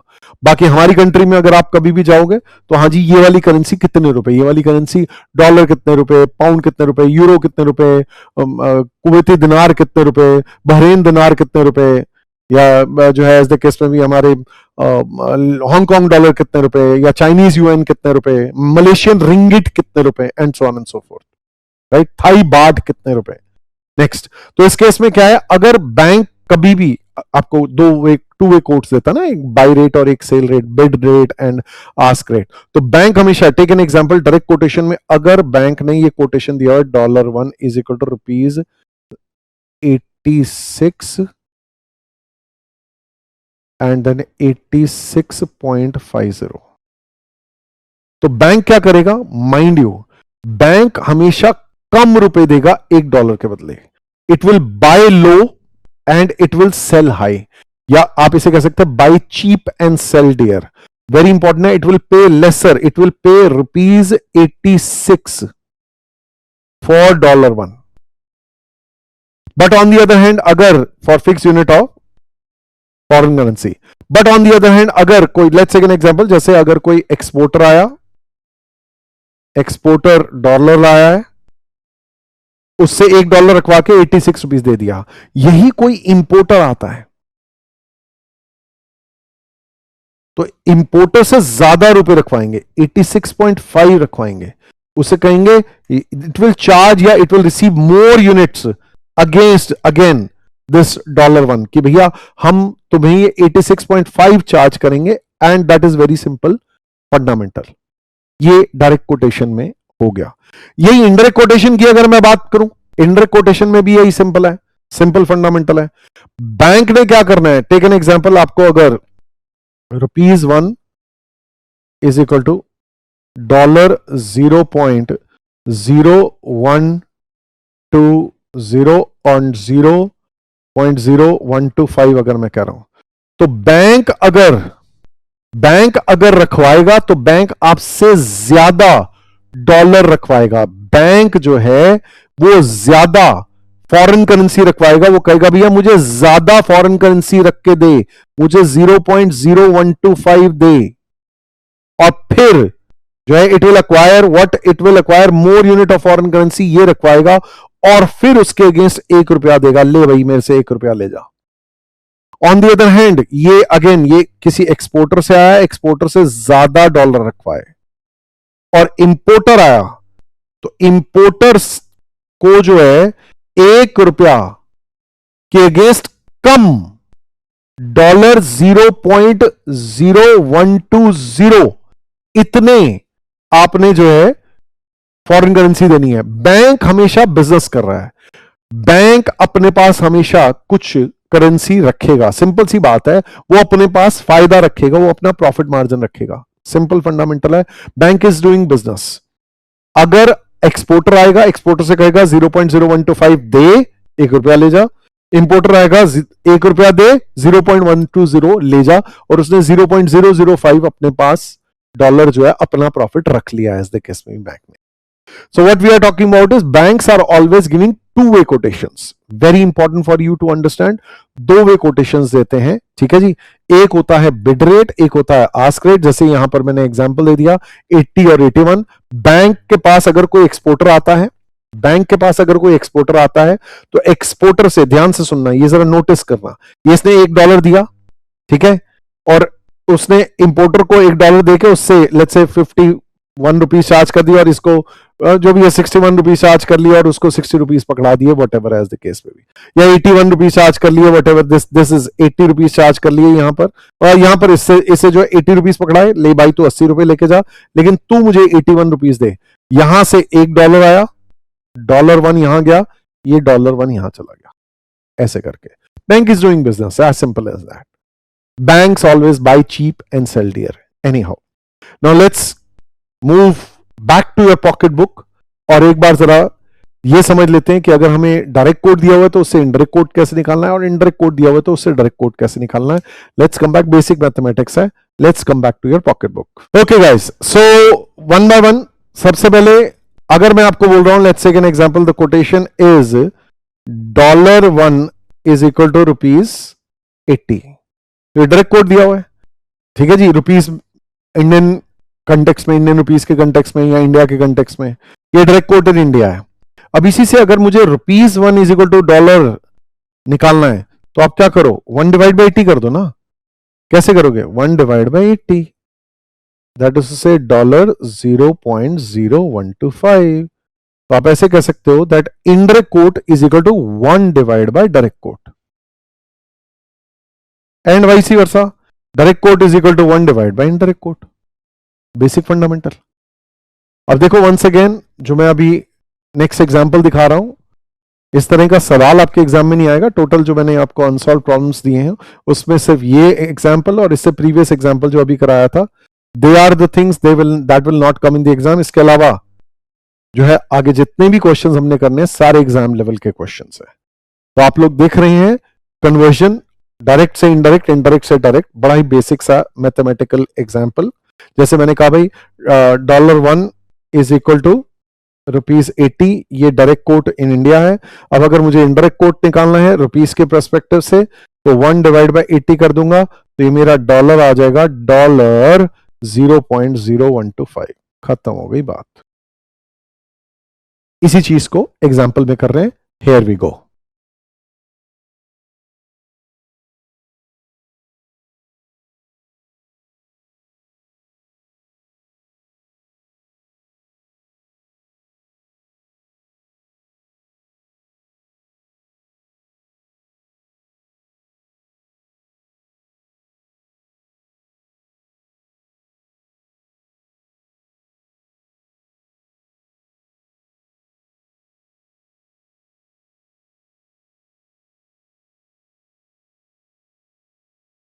Okay guys, so compute indirect quote of the following. अब हम इंडियन रुपीस के पर्सपेक्टिव से बात कर रहे हैं, इंडिया के पर्सपेक्टिव से बात कर रहे हैं। तो ₹1 is equal to $, how much भाई, 1/61.4 कर दो।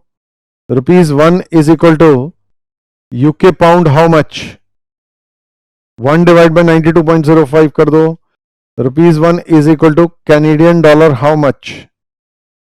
1 divided by 49.4 कर दो. ₹1 is equal to CHF how much? CHF. 1 divided by 69.6 कर दो. ₹1 is equal to euro how much? 1 divided by 68.8 कर दो. ₹1 is equal to Australian dollar how much? 1 divided by 48.6 कर दो. Malaysian ringgit MYR जितना भी आएगा ₹1 is equal to how many Kuwaiti dinar? 1 divided by 208.55. So this is what we are going to do. 1 divided by 61.4 is equal to 0.0163 पे round of कर देते हैं. Then comes the next one. 1 divided by 92.05 is equal to 0.0109 कर देते हैं. ठीक है ना, यही है. नेक्स्ट ये आ गया. Third number. Third number is this 1 divided by 49.4 0.0202. Here. Then comes 69.6. 1 divided by 69.6 0.0144. This is the one. Then comes 1 divided by 68.8 145.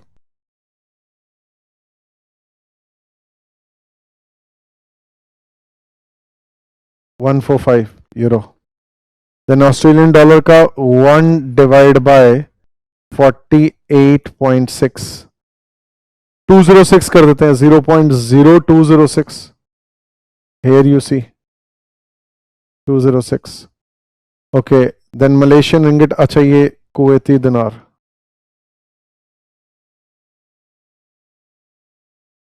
Okay. पहले 1 divided by 17.05. तो रिंगिट आ गया 0.0587. Here you go. And last Kuwaiti dinar is 1 divided by 208.55 is equal to 0.0048. ये रहा. And that finishes off this question. इसको मैं दूसरी बार नहीं कर रहा. ऐसा क्वेश्चन एग्जाम में नहीं आ सकता. This is sufficient. अब बढ़ते हैं आगे. Okay guys, the next concept is bid ask spread. अभी हम लोगों ने डिस्कस किया था कि बैंक जो है दो कोटेशंस देते हैं. एक बैंक का बिड रेट या बाय रेट, एक आस्क रेट. तो let's discuss a little bit more about this. सबसे पहले थोड़ा सा देखते हैं आपका पीपीटी. ओके गाइस, तो देखा आपने कि यहां पर बैंक जो है एक एक्सपोर्टर और इंपोर्टर से डील कर रही है. एक एक्सपोर्टर है जो कि यहां पर एक्सपोर्टर जो है ये $1 देता है बैंक को, और बैंक जो है इसको लेट्स से 80 रुपीज देती है.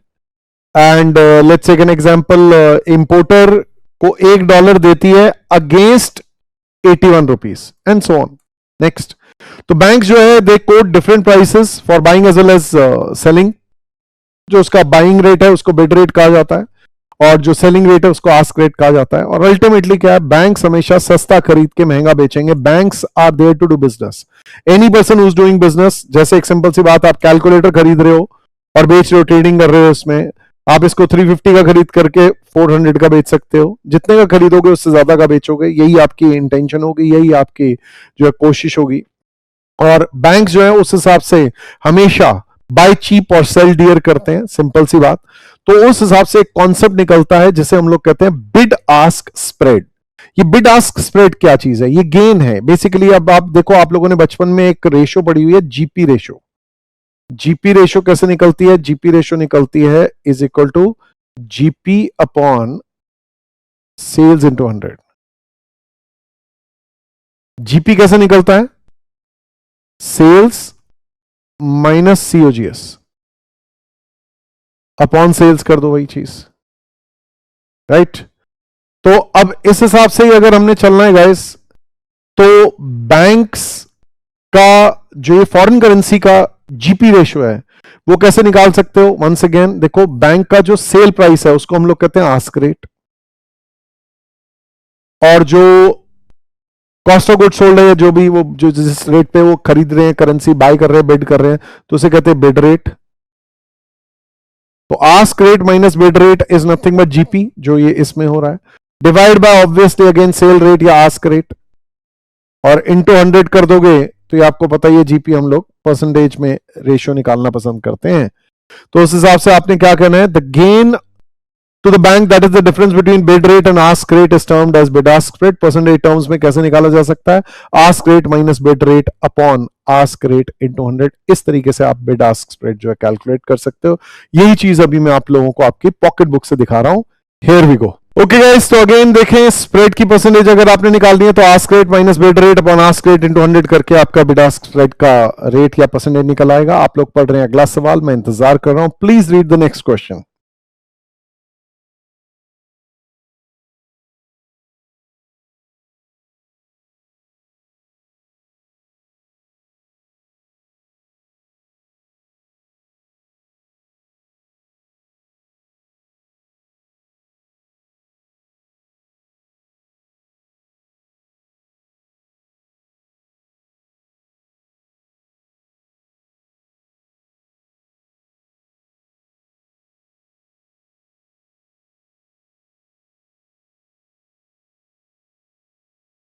ओके गाइस, अब तक आप लोगों ने पढ़ लिया होगा। Let start the discussion. Here we go. Compute bid ask spread निकालने को बोल रहा है। $1 इज इक्वल टू 61.2 एंड 61.5। तो ये बिड रेट है, ये आस्क रेट है। Obviously 61.5 minus 61.2 is 0.3 upon sale price 61.5 into 100 कर दोगे, और दूसरे वाले का ये बिड, ये आस्क, तो 92.2 minus 91.8 is 0.4 divide by 92.2 into 100 कर दोगे। तो guys this is 0.3 divide by 61.5 percentage में आ जाएगा इंटू 100 करके इज इक्वल टू 0.488 कर दो, 0.488% है ना जी। और तीसरा वाला, दूसरा वाला भी ले सकते हैं, 0.4 divide by 92.2 is equal to obviously into 100, 434 कर देते हैं, 0.434%, 434 यही है। 4338 को 434 कह सकते हैं एज द केस में भी। आइए लिख के करेंगे इसको। Let's start, let's do it in writing. Here we go. So guys, first thing you will write bid ask spread is equal to ask rate minus bid rate upon ask rate into 100. Of course, first we'll calculate bid ask spread.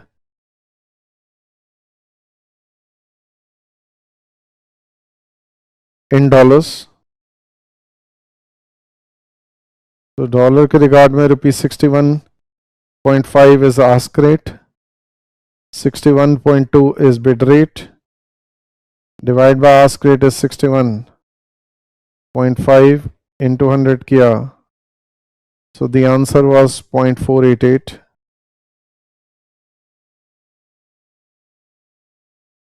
Next, bid ask spread.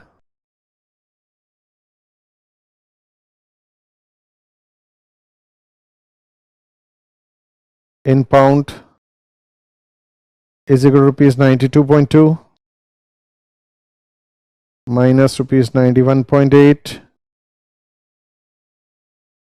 divide by rupees 92.2 into 100, and this answer was 0.434%.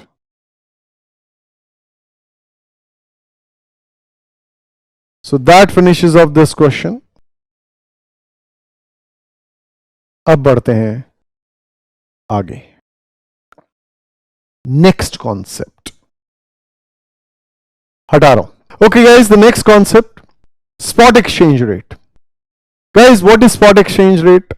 Spot exchange rate होता है आप किसी bank के पास जाते हो या कोई भी पर्सन, कोई इंपोर्टर, कोई एक्सपोर्टर, कोई कंपनी, एनी पर्सन बैंक से बात करते हैं for immediate delivery. But immediate delivery does not mean कि, टेक एन एग्जांपल, आप एक इंपोर्टर जाता है, जाके बोलता है जी मेरे को $10 लाख चाहिए, अभी दे दो.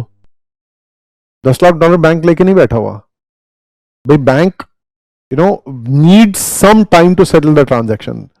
तो हमारे इंडिया में एक बॉडी है, foreign exchange dealers association of India. तो फेडाई रूल्स के हिसाब से आरबीआई ने कॉन्स्टिट्यूट किया है. तो फेडाई रूल्स के हिसाब से, foreign exchange dealers association of India rules के हिसाब से 2 वर्किंग डेज या 48 आवर्स दिए जाते हैं टू सेटल द ट्रांजैक्शन. अभी आज रेट डिसाइड किया, अगर छोटा अमाउंट है तो हाथों हाथ ही हो जाएगा. कहने का मतलब स्पॉट एक्सचेंज रेट का क्या फंडामेंटल है, देखो अभी के अभी ट्रांजैक्शन कर रहे हैं और अभी के अभी उसको सेटल करने की कोशिश करेंगे. Let me once again take you back. Guys, spot exchange rate क्या है? अभी ट्रांजैक्शन का रेट डिसाइड कर रहे हैं, बिड आस्क जो मर्जी है. The spot rates are the rates of exchange for 2 currencies immediate delivery के लिए. Immediate delivery does not mean कि अभी के अभी एकदम से, देखो छोटा अमाउंट है तो इमीडिएटली भी हो जाएगा, but immediate delivery does not mean immediate delivery. Federal rules के हिसाब से 48 आवर्स या 2 working days are allowed to settle the transaction. क्योंकि भाई ये जो इंपोर्टर है वो भी इतना सारा कैश या जैसा भी है एकदम से फंड ट्रांसफर कर नहीं पाएगा. ही में also need some hours, right? So 2 working days are allowed to settle the transaction. जैसे 15 सितंबर को इसने स्पॉट एक्सचेंज रेट ट्रांजैक्शन किया, इसने कहा इसको मैक्सिमम 48 आवर्स में इसको सेटल करना है ट्रांजैक्शन को. Then comes forward rate. What is forward exchange rate या forward rate? देखो स्पॉट रेट क्या हो गया, अभी इमीडिएट ट्रांजैक्शन कर रहे हैं इमीडिएट डिलीवरी के लिए. और फॉरवर्ड रेट में क्या, एक अग्रीमेंट कर रहे हैं, साइन कर रहे हैं, बैंकर साइन कर रहा है. जैसे फॉर एग्जांपल सितंबर 15 को कि दिसंबर 15 की का रेट जो है अभी डिसाइड कर लेते हैं. मैक्सिमम 12 महीने तक के जो है फॉरवर्ड कॉन्ट्रैक्ट्स अलाउड हैं एज पर फेडाई. अगर मैं इंडियन कंटेक्स्ट में बात करूं तो 12 महीने तक के मैक्सिमम फॉरेन एक्सचेंज के फॉरवर्ड कॉन्ट्रैक्ट्स अलाउड हैं कि भाई बैंक जो है कोट कर सकते हैं अप टू 12 मंथ्स के फॉरवर्ड कॉन्ट्रैक्ट. तो forward rates are the rates of exchange that between 2 currencies. किस चीज के लिए? फ्यूचर डिलीवरी के लिए. Future delivery, importer exporter, any person, any party, ठीक है, लोन्स होम इन्वेस्टमेंट्स करनी हो, व्हाटएवर एज द केस में, फ्यूचर डिलीवरी के लिए. बट उसका जो है रेट अभी डिसाइड हो जाएगा, बट जो है सेटलमेंट जो होगी, जो पेमेंट होना, लेना देना होगा, फॉरेन करेंसी और होम करेंसी का लेन देन जो होगा वो होगा after on the maturity as the case में भी. और मैक्सिमम 12 महीने तक का forward contract FEDAI rules allow करते हैं. तो what we are talking about is, guys, listen very carefully, listen and understand. जैसे for example, deliver goods worth $1 lakh in 3 months. Okay, चलो $165 का है. अब इन्होंने 65, तो इन्होंने कैलकुलेशन कर लिया 65 लाख रुपीस आएगा मेरे को, वाह वाह, फायदा हो गया, फायदा हो जाएगा. बट जिस दिन अल्टीमेट ट्रांजैक्शन होता है 3 महीने बाद, अरे यार ये तो ₹62 का, उस दिन एक्सचेंज रेट 62 था स्पॉट रेट. क्योंकि भाई हेलो, आप एक्सचेंज रेट को कंट्रोल थोड़ा ना करते हो. तो ये जिस दिन ट्रांजैक्शन एंटर कर रहा था कि चलो okay will export you after 3 months, आप 3 महीने बाद पेमेंट कर देना, इसने तो कैलकुलेशन करी कि भाई $1 लाख मेरे को मिलेंगे, आज 65 का मिल रहा है तो 65 लाख रुपीस मिल जाएगा. तो in this case I will get again, मेरे को 65 लाख रुपीस मिलेगा, जो भी इसकी कॉस्ट होगी. अब लेकिन ऑन दी अदर हैंड, इसको जिस दिन ट्रांजैक्शन सेटल हुआ उस दिन, लेट्स टेक एन एग्जांपल, ₹62 का रेट था, तो इसको तो नुकसान हो गया. 62 लाख रुपीस आया तो उसने कहा 3 लाख रुपए का नुकसान हो गया. तो उस हिसाब से what we are talking about is decision to enter into forward contract by importer और एक्सपोर्टर. इंपोर्टर और एक्सपोर्टर के लिए decision to enter into forward contract क्या चीज है, कैसे करेंगे भाई. इंपोर्टर एक्सपोर्टर को अगर लगता है, अब जैसे यहां जिस दिन वो ट्रांजैक्शन एंटर कर रहा है उस दिन वो एस्टिमेट करेगा, प्रिडिक्ट करेगा कि भाई ओके आज से 3 महीने बाद का क्या रेट होगा, एक्सपेक्टेड स्पॉट रेट, और उस एक्सपेक्टेड स्पॉट रेट को फॉरवर्ड रेट से कंपेयर करेगा. अगर उसे लग रहा है कि फॉरवर्ड कॉन्ट्रैक्ट करने में उसको फायदा है तो फॉरवर्ड कॉन्ट्रैक्ट करेगा. अगर लगता है नहीं वेट करने में फायदा है तो अनहेज्ड या ओपन रखेगा अपना जो एक्सपोजर है, ट्रांजैक्शन एक्सपोजर, कि भैया चलो ये जो ट्रांजैक्शन है सेटलमेंट उस दिन स्पॉट रेट पे ही करेंगे। तो कहने का मतलब क्या होगा, एन इंपोर्टर और एक्सपोर्टर में enter into forward contracts in order to hedge themselves from the risk of foreign exchange fluctuation. They will enter into forward contract if they expect adverse movement in the foreign exchange. अगर उन्हें लगता है कि यार नुकसान होगा, once again importer exporter forward contracts कर सकते हैं in order to hedge themselves from the risk of foreign exchange fluctuations. So guys, what we are talking about is,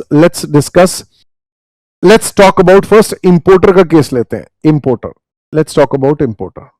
अब से फॉर एग्जांपल एक इंपोर्टर है, उसको $1 इज इक्वल टू रुपीज का 3 महीने बाद उसको जो है इंपोर्टर ने पेमेंट करनी है फॉरेन पार्टी को। 3 महीने बाद डॉलर पे करना है, $1 लाख पे करना है, $1 लाख पे करना है। अब ये बैंक के पास जाते हैं, बैंक इनको कोट करता है कि भाई अगर आप आज 3 महीने बाद का रेट लेते हो तो let's say forward rate is equal to $1 is equal to rupees 86.5, 86.8, and ये एक्सपेक्ट करता है, एक्सपेक्टेड स्पॉट रेट ये एक्सपेक्ट करता है $1 इज इक्वल टू, अब कितना एक्सपेक्ट करता है, लेट्स से एन एग्जांपल, ये एक्सपेक्ट करता है रुपीज 84। तो यार ये कहेगा मैं तो मार्केट से खरीद लूंगा ना 84 लाख रुपीस, तुम्हें क्यों दूं 86,80,000। और यही अगर ये एक्सपेक्ट करता है कि $1 इज इक्वल टू रुपीज 88, तो यार हेलो 88 लाख रुपीस थोड़ा ना दूंगा, बैंक को 86,80,000 दे देंगे। तो उस हिसाब से हम लोग क्या कहते हैं, if expected spot rate that is to say rupees 88 पर dollar is more than the forward rate, rupees 86.8 per $1। तो आप कहोगे एंटर इनटू फॉरवर्ड कॉन्ट्रैक्ट, यार करो भाई, ये बेटर है, हमें नहीं देना ज्यादा। बट यही अगर एक्सपेक्टेड स्पॉट रेट जो है, let's take an example, expected spot rate जो हमारा है is, let's take an example, let me just, this is rupees 84 पर $1, this is less than rupees 86.8 per $1। तो यार hello, I would wait, I'll not pay 86,80,000, I will keep it unhedged, do not enter into forward contract। ठीक है guys, this is very very important to understand। ठीक है जी, let us see this with the help of an example। आप लोग पढ़ रहे हैं, अगला सवाल मैं इंतजार कर रहा हूं।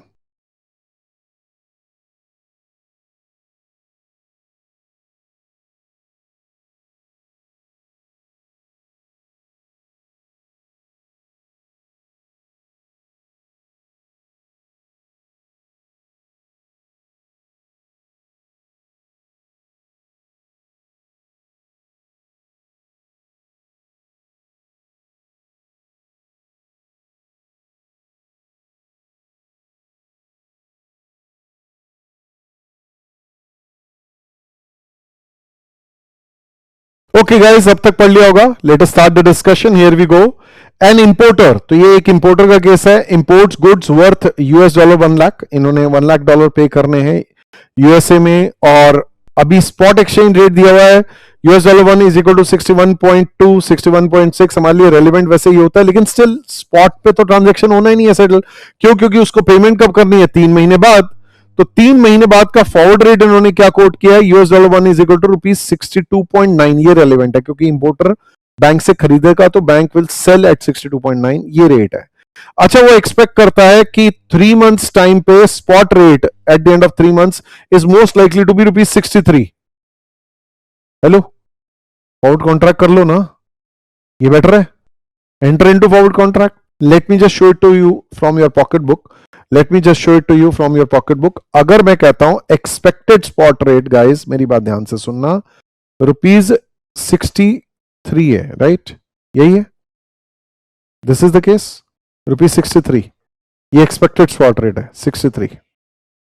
This is more than what, then your forward rate 62.9।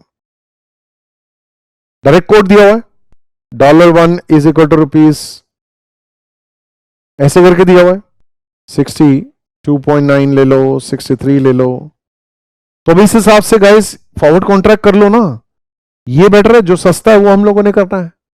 तो आपने कहना है enter into forward contract, yes, enter into forward contract, yes, benefit 10 पैसे पर डॉलर। सिंपल सी बात है, हमारी जेब में पैसे नहीं उछल रहे, हमने 10 पैसे एक्स्ट्रा नहीं पे करने। On the other hand second में उसने मेरे को प्रोबेबिलिटीज दे दी, अब इन प्रोबेबिलिटी से मल्टीप्लाई करके सम कर दो, multiply plus multiply plus multiply plus multiply plus multiply, तो आप देखोगे तो आपके क्या हालात आते हैं। Let us see, here we go. So guys, this is going to be something like this. Let's see. 62.4 multiplied by 0.2 is equal to memory. 62.6 multiplied by 0.3 is equal to memory. 62.8 multiplied by 0.2 is equal to memory.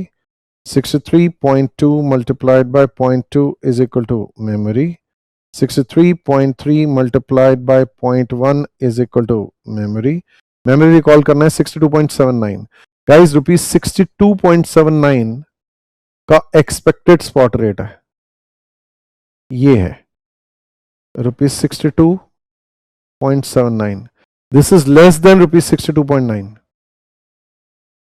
तो भाई हमारी जेब में कोई पैसे नहीं उछल रहे, we'll not enter into forward contract, simple. तो आपने यही कहना है, do not enter into forward contract, क्योंकि हमारे को स्पॉट रेट जो एक्सपेक्टेड स्पॉट रेट है, दिस इज इक्वल टू इतना, this is less than the हमारा forward rate 62.9 and that finishes off this question. जिन्हें समझ में आ गया बल्ले, जिन्हें नहीं आ जाओ थल्ले। मैं रिपीट करूंगा लेकिन इस बार लिखवाते हुए, आइए लिख के करेंगे ये सवाल। Here we go. So guys, first of all, let's write 3 months forward ask rate of bank.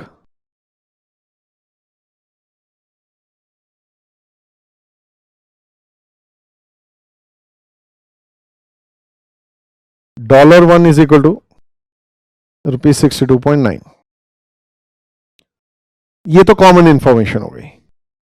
Next, अब इसमें फर्स्ट पार्ट में उसने मुझे क्या दिया हुआ है, ए पार्ट में उसने मुझे दिया हुआ है एक्सपेक्टेड स्पॉट रेट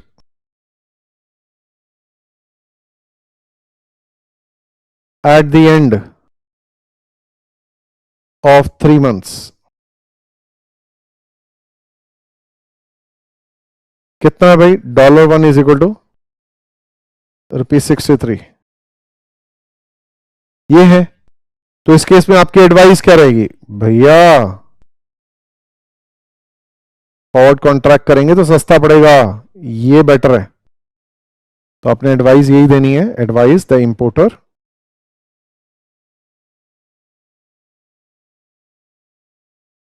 शुड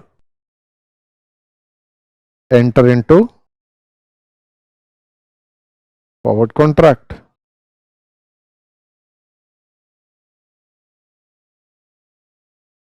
खत्म, पहला पार्ट हो गया। Let's deal with the B part. अब बी पार्ट में एक्सपेक्टेड स्पॉट रेट प्रोबेबिलिटी से मल्टीप्लाई करके निकालना पड़ेगा। आओ लिखें, expected spot rate at the end of 3 months।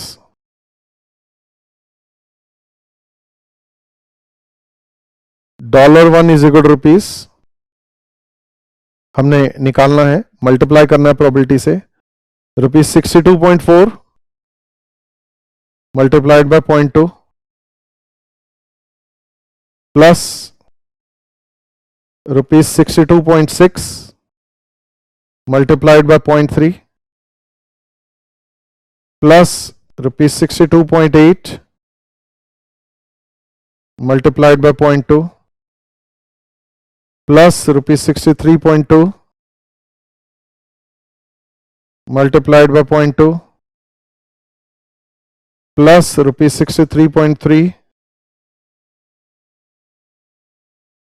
Multiplied by 0.1, और ये हमने निकाल लिया था ₹62.79 आया था, right? Now once we have got this, next what we will say is, we'll give our advice. Do not enter into forward contract. This is better. We are not ready to pay more. तो आपने advice क्या देनी है? The importer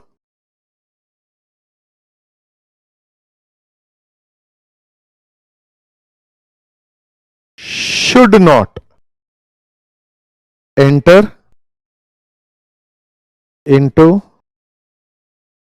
forward contract, नहीं करना चाहिए इन्हें forward contract. क्यों? बड़ी सिंपल सी बात है, आप देख सकते हो कि फॉरवर्ड कॉन्ट्रैक्ट में नहीं एंटर करते तो ज्यादा फायदा होता है, क्योंकि 62.79 के हिसाब से पे करना होगा रादर देन 62.9 के हिसाब से देने की जगह, तो दे विल सेव 11 पैसा पर डॉलर। ठीक है जी, and that finishes off this question. I hope you are finding this chapter easy and interesting. It is very easy. It's very interesting. You love every bit of it. धीरे धीरे हमारा level जो है improve होता जाएगा। अभी हमने ये first method of hedging forward contract अभी हमने शुरू किया है, और भी बहुत सारे मेथड्स ऑफ हेजिंग करेंगे। धीरे धीरे लेवल बढ़ेगा। It's a very interesting chapter, very important chapter. Really hope you are enjoying it.